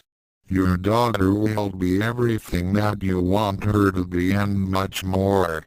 She will be shaped by how you nurture and guide her. That is the true purpose of raising a child. That child will carry a part of you and Max, as well as give her on. Children are the hope of the future and we can't exist without them. You make it sound so noble and wonderful. I'm not sure that I'm up to the task. I'm not even from Earth. It doesn't matter if you weren't born on this planet. Mothers are mothers, regardless of where they come from. And there's no set book of rules on parenting. You and Max will just have to learn as it comes, just like my brother and his wife. But it's so unknown and imprecise. How will I know I'll be doing the right thing? All I know is that and my training, and the few things Max has been teaching me. Will that be enough? It's a start. And I know that there aren't any others entreating mothers out there to get advice from. But we're all here to help you. And don't forget that Max will always be there to help you get through this. And when little Dana grows up and becomes her own person, then you'll know that all the trials and tribulations were worth it. I'm not going to lie to you. It's going to be rough at times, but that's also a part of the experience. And through it all, you'll always love that child, because when it's all said and done, you wouldn't want to miss this experience. You may never have another one like it, so treasure it. I will. September 2012, darling, are you alright? Max asked concernedly as Miriya suddenly stiffened in her seat at dinner. His green-haired mate looked down at her swollen abdomen and placed a hand on it. She remained silent for a long while, then stiffened again as she felt another small impact against her inner walls. She then looked back up at her husband with an expression of awe. Max? She moved. Max quickly put his own hand on top of her belly and rubbed against it gently. He stiffened when he felt a small kick from his unborn daughter.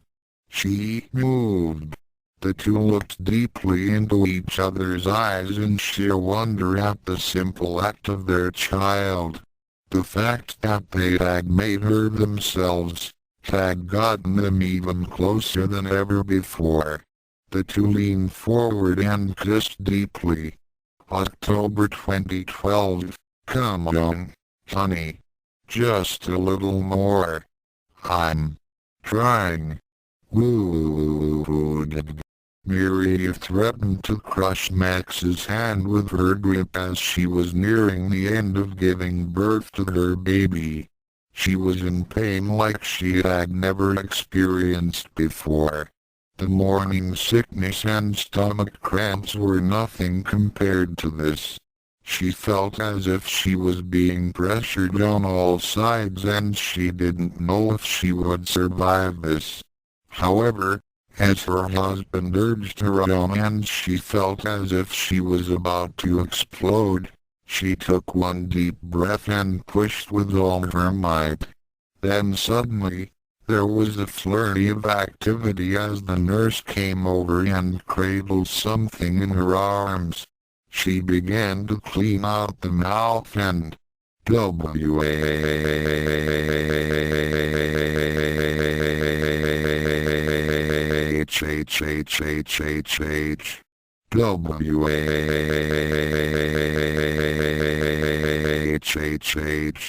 Congratulations, Mr. and Mrs. Sterling. Your daughter is beautiful. Miriya sighed as she lay in her hospital bed and looked down at her newborn child. Dana looked so small and fragile, and yet the farmers and treaties could sense the strength within her little girl, as well as so much untapped potential. She smiled as she thought, well, of course she does. She's my little chameleon after all. Then she began to think that this must be the pride of a new parent. Claudia had told her of this.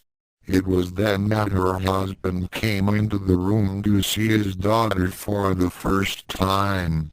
The two talked for a long time, all the while putting on the newest member of the Sterling family. They began to find features in Dana that resembled their own. She most certainly was made from parts of themselves, and they wondered just what kind of future she would have. Even though she was barely a day old, they had a feeling that she was destined for greater things. June 2013, WHAH. It moved.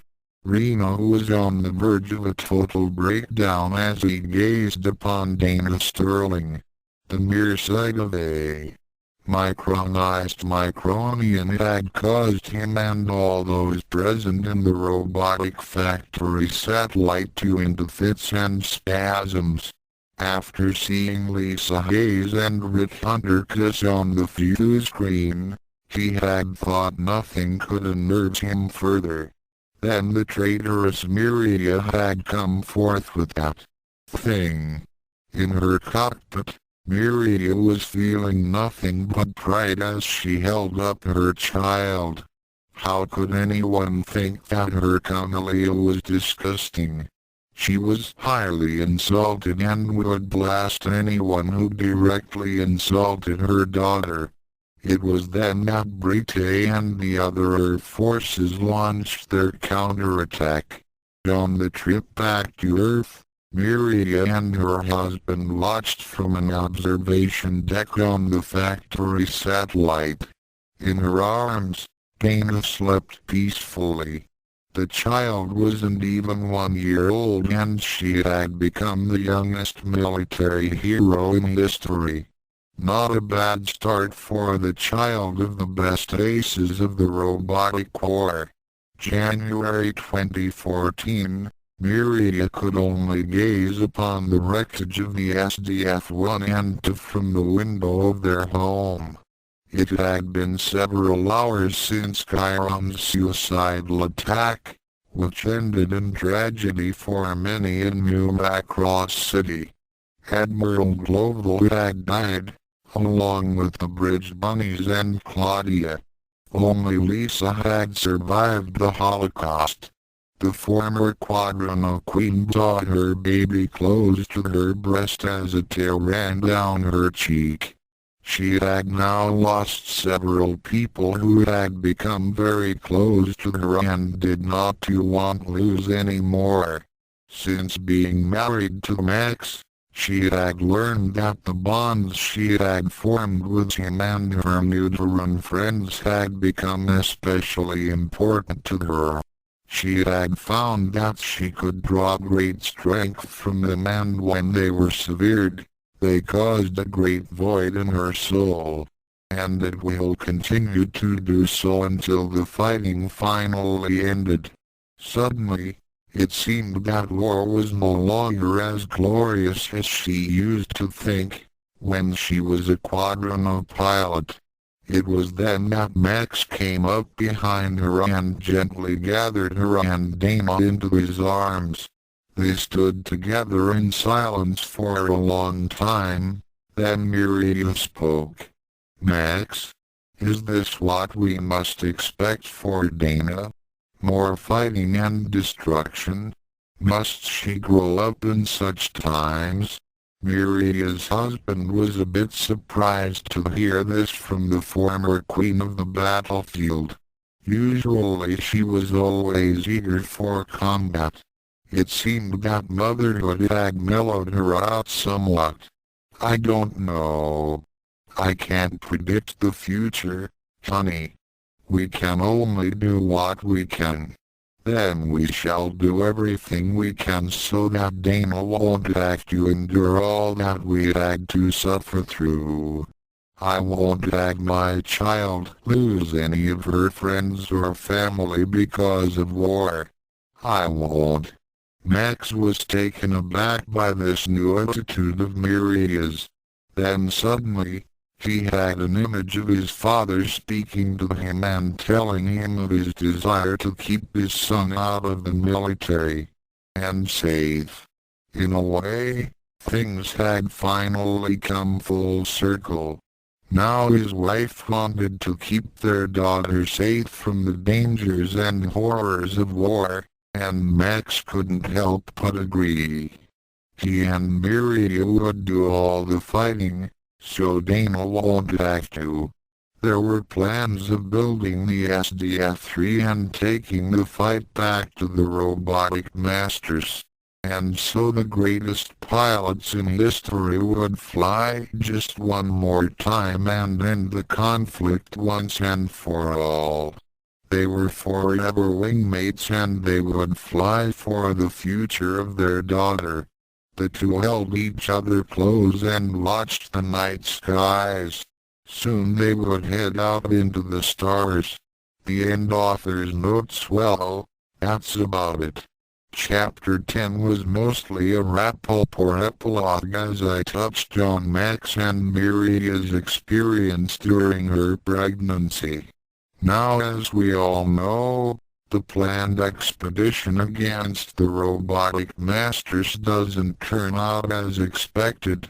Check out the Sentinel saga for details, and Dana ends up fighting the masters in the Second Robotic War.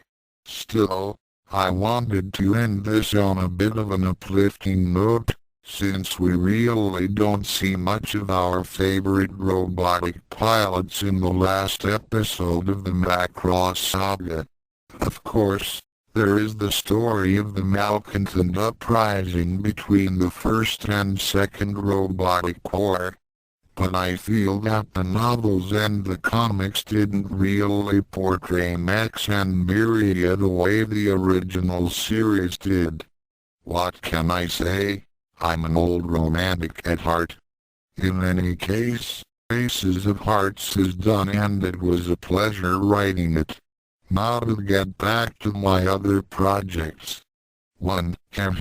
I couldn't resist this question. It seemed really funny to imagine big, strong Brite asking like an innocent 5-year-old. 2. In the original super-dimensional Fortress Macross, the name Miriya is the English version of the original Japanese designation of Milia. In this story, Miriya's pronunciation of her name in the Zentradi language will be Milia. Hence the reason why she decides on the middle name of Camelia, meaning Little Milia, for her daughter. Just my way of linking together the Americanized version of robotic with the original Macross.